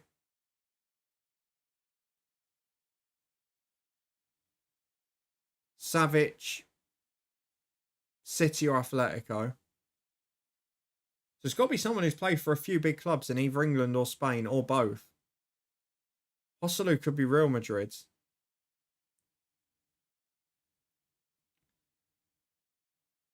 Yeah, I mean, obviously Jambo will have a fun opinion on that as a Hearts fan, but yeah, I am surprised that over the years no one has. Maybe it's the physical element that people feel he'd struggle with, but you'd have thought someone might have gambled. Penny wants who up against TNS. I presume TNS, would they be resting people for next week in the Conference League? It would be ironic if they did the old FM thing of now not winning the league this year. Oh, Aubameyang's a good shout, and it's really obvious on the face of it. But no, Joselu, he wouldn't have played with Joselu. No, he can't. Luis Perez. Now that is a shout and a half. Lucas Perez, do you mean? Sorry, the old Arsenal one. Lucas Perez, isn't it?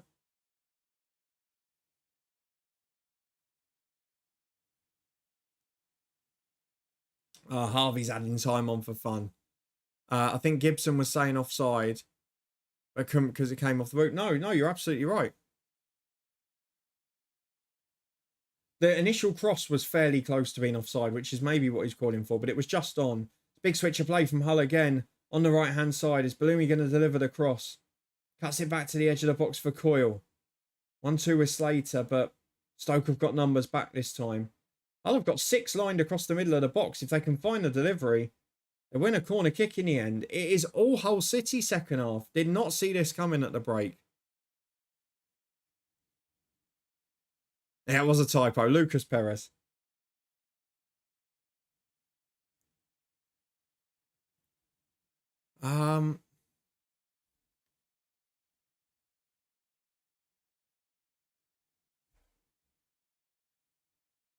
Edge of the box here for Slater. Lays it off for Drame. Curling effort, not far wide at all. Another good chance for Hull there. At the moment, you think Stoke might take a point the way it's going. He bent it around well there, just wide of the post. Second half started 59 minutes ago there, Jambo. Well, I'm sure we'll find out on Sunday morning. Long ball forward from Stoke. They've gone direct this time. No more success because they've not got a big centre forward or a runner to deal with it. Time to go long isn't really when you've chucked Manweth up there, is it? Casey Palmer, that's a lovely ball through. Just too much on it. Johansson gets there first. It's a natural collision.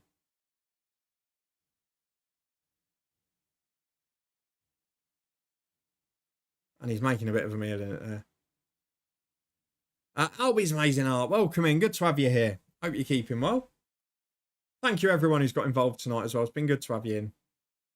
We've got 15 or so minutes to go here. It's been very much a game of two halves. Because there's no Atletico link, is it? So Savic, has he played anywhere else? If there's no international link and there's no Italian or French football link, are there any other countries he's played in? Apart from right at the start of his career. Where's he gone? Is he still at Atletico now? Did he not? He left, didn't he?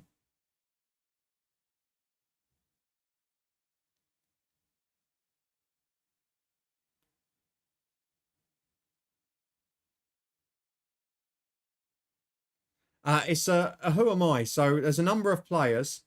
It's pinned at the top of the chat. Jumbo gives us a number of players that someone's played with in their career, and the links can be pretty niche. And we try and work out who it is. So who am I this time is I've played with Matteo Guendouzi, Paulinho, Stefan Savic, Joselu, and Vitolo.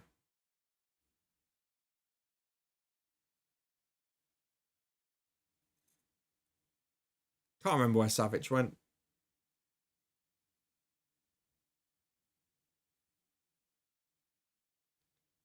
Clue 6. Yes, Savic is a City link. Right, okay. Now, we've got to try and work out by process of elimination. When was Savic at City? Definitely Mancini era, surely. Was he there for long?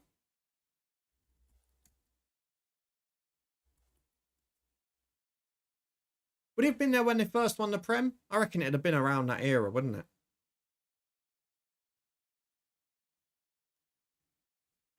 So who would have been fairly young in that squad that's then been about a bit in their career?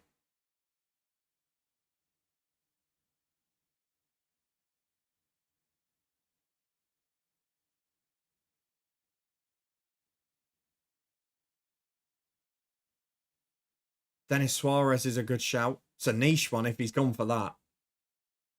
How many games would he have played for City that season? 1 or 2? Nastasic also a good shout. I would have reckoned Savic replaced Nastasic, would he not? Would they have both been there together? Or vice versa?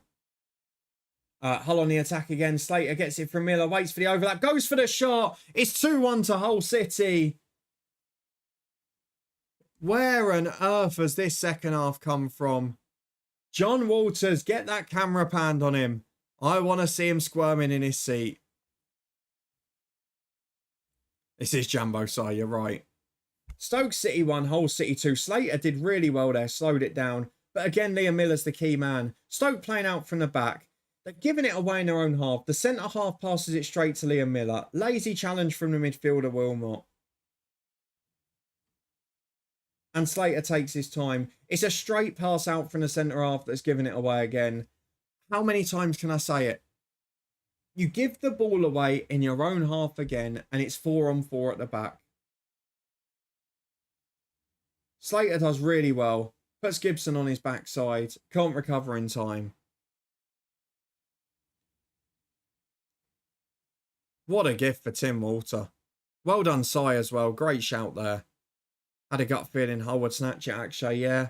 To be honest, the second half,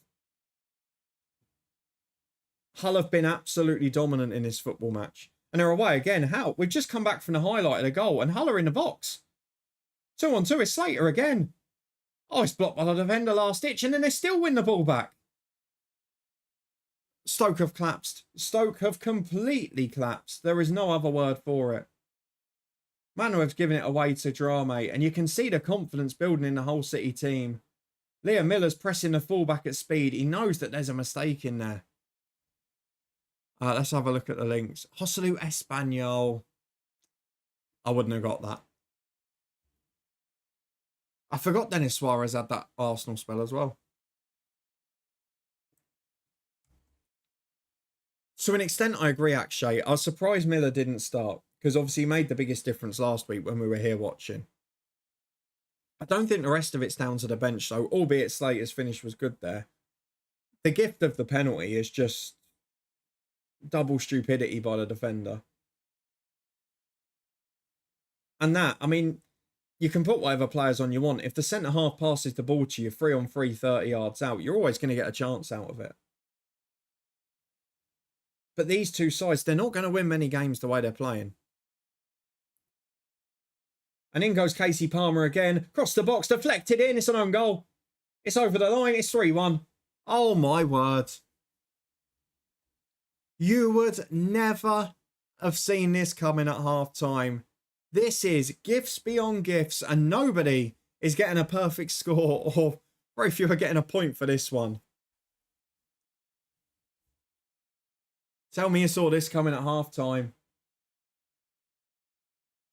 The claps as well from the goals. They're falling apart.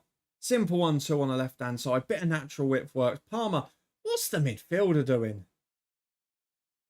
The softest defending you'll ever see. Who is that? Is that Wilmot again? It's like, it's one of those half-arse stick your legs out and hope for the best. It's Berger, to be fair. Let me apologise to Wilmot. It's Berger. The same man, Berger, there, who got done by Casey Palmer, is the same Berger who just passed the ball to Liam Miller 30 yards out for the second goal. It's actually Wilmot who's going to get the own goal in the end. He tries to stop the cross. It deflects off him and in at the near post.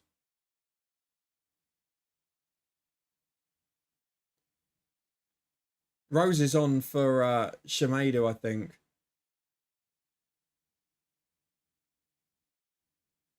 Who else has come off? There's 2 subs there. Seko's come on too. Steve, manager bounce was 45 minutes. I've got to be honest. This is one of the most astonishing halves of Championship football I've watched in a long time.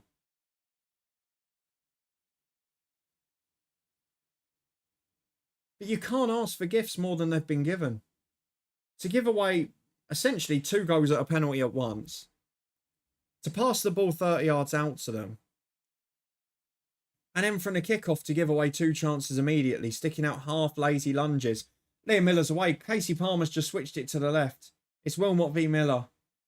He's standing him up. He's waiting to take him inside again. And he's beating him to the byline. Crosses in. It's a poor one this time. He's changed the game. They've got to start him. Steve, yeah, 45 minutes was the bounce, but my word.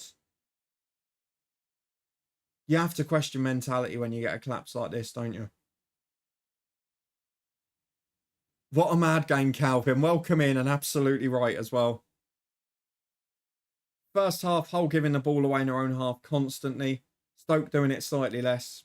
Hull not marking from set pieces. And in the second half, Stoke have just decided to offer Hull a glut of goals. It's bonkers. I did say I'd do a You're the Ref. Unfortunately, we've not had a break in constant attacking highlights for Hull in the last 20 minutes. We'll get one in a few moments if this settles down, which I suspect it might. Tactical masterclass from Walter. Now you might be pushing it, Akshay. You might be pushing it now. Ben, I don't think anyone saw this coming at half-time, did they? Your Championship's favourite scoreline's gone out the window pretty quick. Stoke getting down the left, that's terrible defending. It's Balumi who was tracking back, to be fair, but it's so poor, the defensive efforts. If either of these sides come up against a half-decent team, they're going to get beat the way they're going. There's the camera on John Walters we've all been waiting for. And he spotted himself on the big screen as well. Ah, fantastic. They're going to regret that decision, I'm telling you now.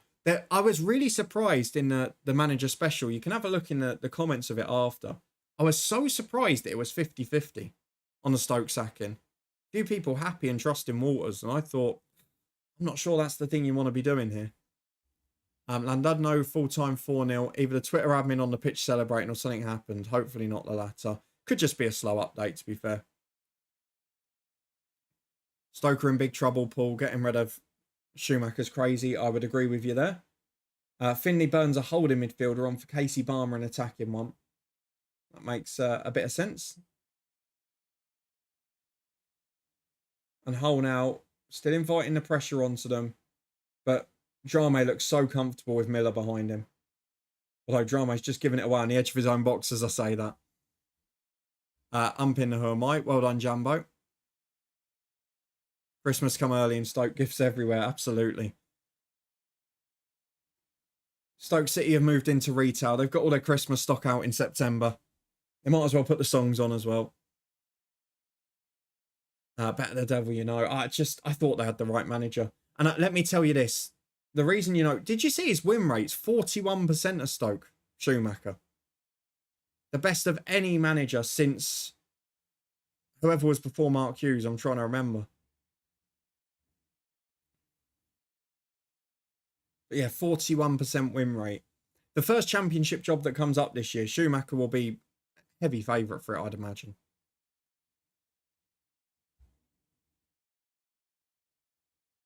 And what a collapse indeed. Motherwell 1-2-1 late penalty. Liam Miller, incidentally. Lennon Miller, sorry. Get me Millers mixed up. Nice have just gone 8-0 up. They've had a penalty as well. Verona have got one back against Torino. But Shea Adams' goal is still the winner as it stands. And Mainz have hung on against Augsburg. What a night of football. Why do you love John Walters, Steve? It's an interesting one. It's a bold decision. There's a lot of people, if you listen to interviews, I can't remember who it was on Under the Cosh, and obviously you've got your Roy Keanes and Martin O'Neill involved with Ireland that as well. A lot of people have got bad things to say about John Walters, which is always interesting to me. But he's so inexperienced in this job to be making that sort of decision with a proven manager. And then bring in someone who's basically an assistant or a third choice at another championship club. Oh, cool. We won't have long to wait the way this season's going. No, that's true. A Burnley player, fair enough. I don't remember him being a special Burnley player, was he? He won't have long... sorry, Penny Bomb beat TNS 2-1. Looks like there's a bunch of kids on the pitch. Oh, dear. Right, as this has calmed down a little bit now at 3-1, should we do a You're the Ref to finish off? Just for the last few minutes, for those of you who have stuck with us the whole time. I'll give you a unique refereeing scenario. You'll know if you've watched the videos with Charlie and Craig on the channel. And you tell me what you would do and see if Keith Hackett agrees with you. Let's go and find the one we're on.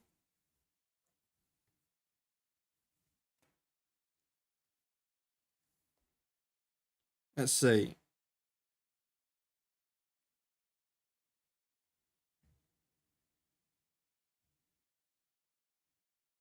I think I remember doing this one with Charlie and Craig.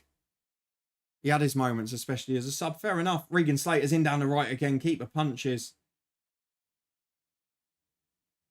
Cody Drame's invert. It's really worked in his half. Drame's almost inverted in as a centre mid. Miller's gone wide and just hugged the touchline. And Regan Slater's picking up space all over the shop between midfield and attack. Wasn't many. I didn't really see, so it could have been Pennywell players' children. Yeah, I mean, there's not going to be big crowds of kids there at that game, is there?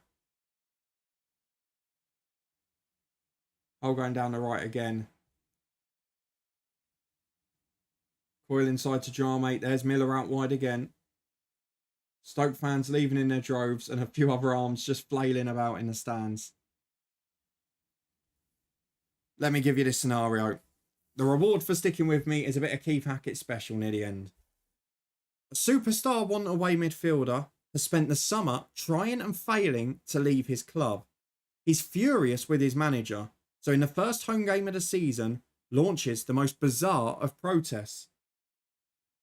He races towards his own goal with the ball in an attempt to score an own goal. His captain sees what's happening, chases after him, and violently fouls him in their own penalty area before he can shoot. 2 questions from Keith. What do you do, and how does play restart?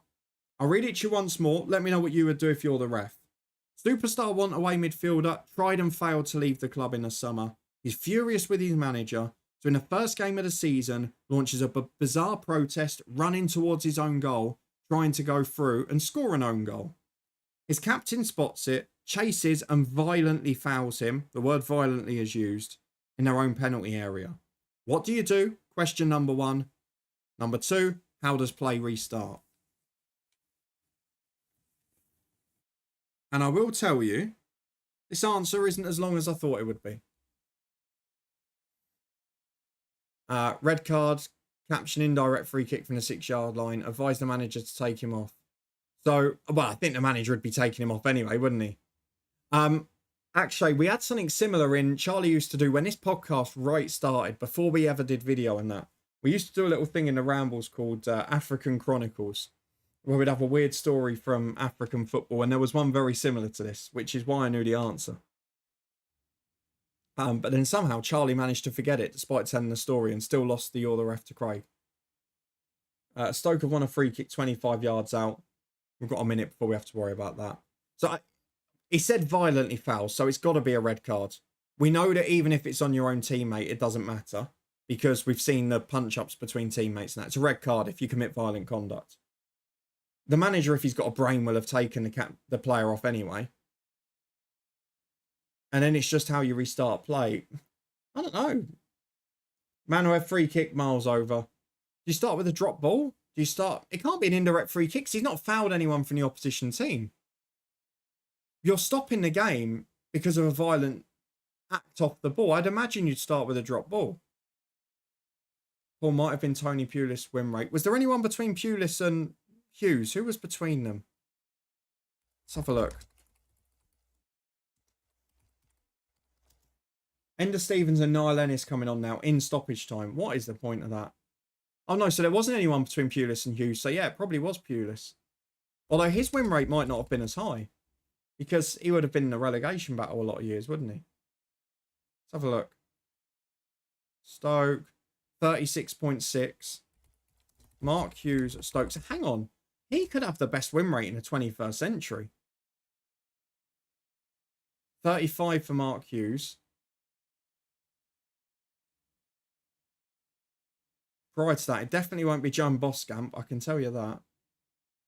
Prior to him, it was Tony Pulis again, wasn't it? Did he have a higher rate overall? Maybe made him... I only looked at his second spell there. Might have even been Steve Cotterill prior to that. No, his first spell was 35 as well. So Steve Cotterill.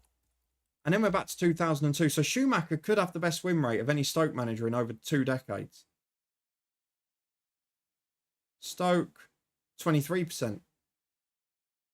So yeah, definitely in the last 22 years, Schumacher's their most successful manager.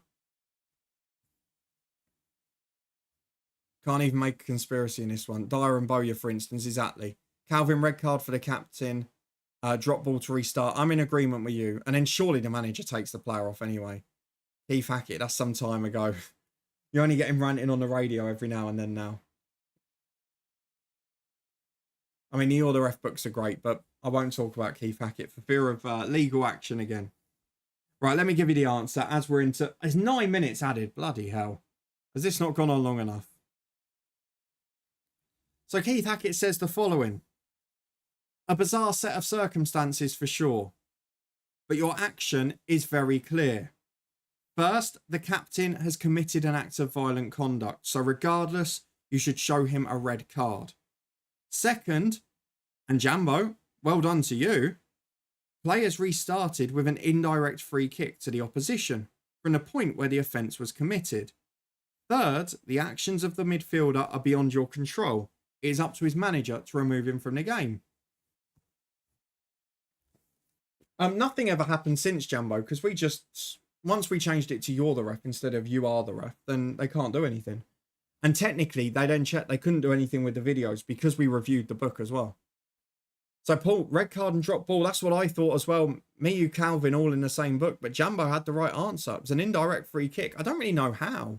Because he's not committed a foul on the opposition. So I'm a little bit perplexed by that. Yeah, you do have to factor in the league Stoke were in. For me, Pulis obviously did an unbelievable job. I'll tell you what I want to know. What did they come up? 07, 08 or I'm sure it was 07, 08 they came up. It was. So let's get the championship 07, 08. I want to see how many of their games they won that year. They finished second. They won 21 of their games. So they only won about 45% of their games that year. So Schumacher was on course for the playoffs. It's funny, you look back then at the difference in points totals.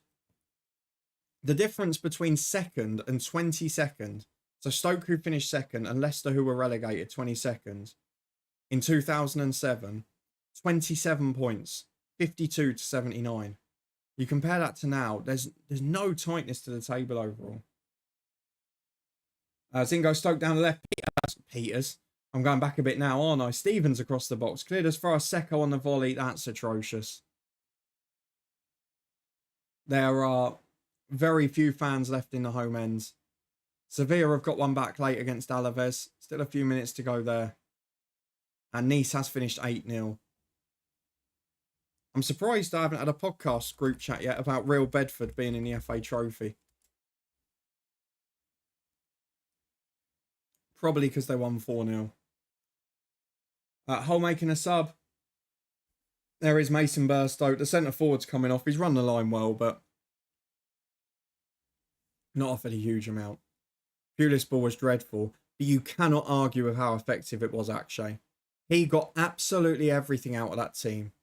And he had some brilliant strikers that he played to the strengths of. The long throw was almost revolutionary, wasn't it?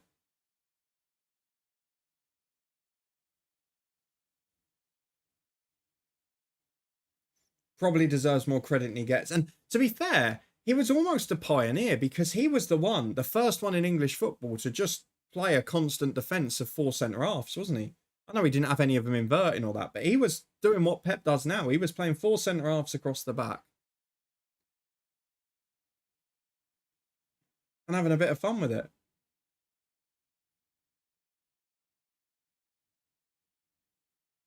Ben Gibson wins header for Stoke. I still wonder what will happen with that forearm in the first half. Can Stoke get a goal? They get one now. There's still 3.5 minutes. It could get interesting. Gibson plays wide. Was it onside? It was for Stevens. Nice 1-2. Ball across the box. I wonder, based on what we've seen tonight, why Ender Stevens is on the bench, to be honest.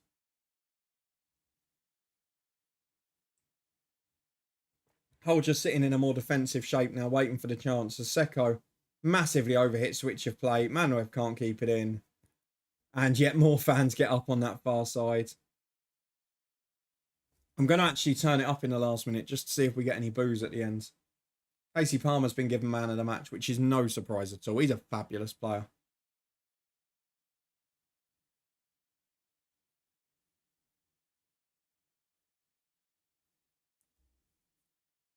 And as we come towards the close, I do want to say a massive thank you to everyone that stuck with us as well. It's been a lovely, fun evening. I have enjoyed it. Really getting into these live streams. Next one will be 2 weeks today. We're going to watch Sunderland Leeds, a big game, probably at the other end of the table this year. And that will probably be the last one for about a month before we move house then. We'll try and get one in then on early November, just before the FM25 release. But we'll be back to regular service from late November then. It's been a bizarre game of football. Stoke in the first half, by far the better team, albeit lots of gifts from Hull, who were playing out from the back, getting caught in their own half. The substitution with Liam Miller at half-time makes a massive difference here. Hull changed their shape slightly, and subs did make an impact, but some of the gifts they've been given, honestly, an absolute joke. The penalty was just stupid. The second goal was scandalous, and the third one is just such weak defending. How many pages of the book left, Jumbo? That one we're only just over halfway, and then we've got another unopened one as well. So we've got at least 150 more pages of Keith Hackett to get involved with. Don't you worry about that. There's the rest for years to come. It will take us to the 26th World Cup, I'm sure.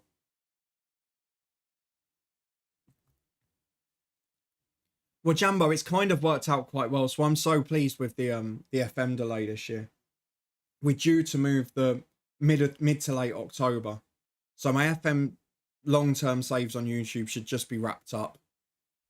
And it will probably coincide with the end of the October international break here. So yeah, just be a couple of weeks off. 450 streams. Yeah, exactly, Jambo.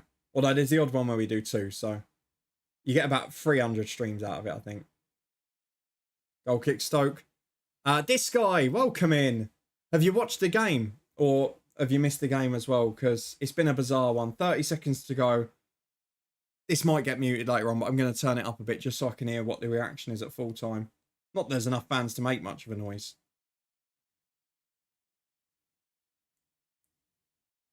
But what a bizarre game of football, honestly. The referee could do everyone a favour and blow the whistle there. 300, not bad. We're waiting. Come on, ref. We're well over the 9 minutes now. I know we've had a sub, but no one wants to carry on here. Big boos. Big boos. Watching the game. What have you made of it? A bizarre game of football, isn't it? No one saw that coming at half-time. Oh, entertaining game. Terrible defensively from both teams, but a very entertaining match. And let me just tell you now, John Walters might be under pressure in a few weeks because Stoke, we mentioned 4 home games in the first 6, a few easier ones in there as well on paper or winnable ones. They play like that and produce results like that in them. He could go flying down the table like a Birmingham City last year. It could happen. We've seen it before. As we say, though, thank you very much for being in with us this evening. It's been brilliant fun. I could have sounded really wrong, but you just saved that. I don't even remember what I said, Jambo, but I'm glad I saved it. The camera pans to John Walters again. Motionless. Was waiting for him to start singing Schumacher's name now. That is a far from ideal night for Stoke City. Wasn't expecting 3-1 Hull. I was baffled by it. Jambo, good night. Nothing like being booed in your first game, Steve. Absolutely. It has got Rooney, Beale vibes, whatever you want to. Probably more Beale than Rooney, but yeah, it's not great, is it? Thanks for the Who Am I's, Jambo. Good fun as always. Sam, see you in a fortnight. Thank you for the chat. And thank you everyone for being involved. Really enjoyed it as always. Thank you for coming along and keeping us company. And enjoy your weekend and good luck to your team.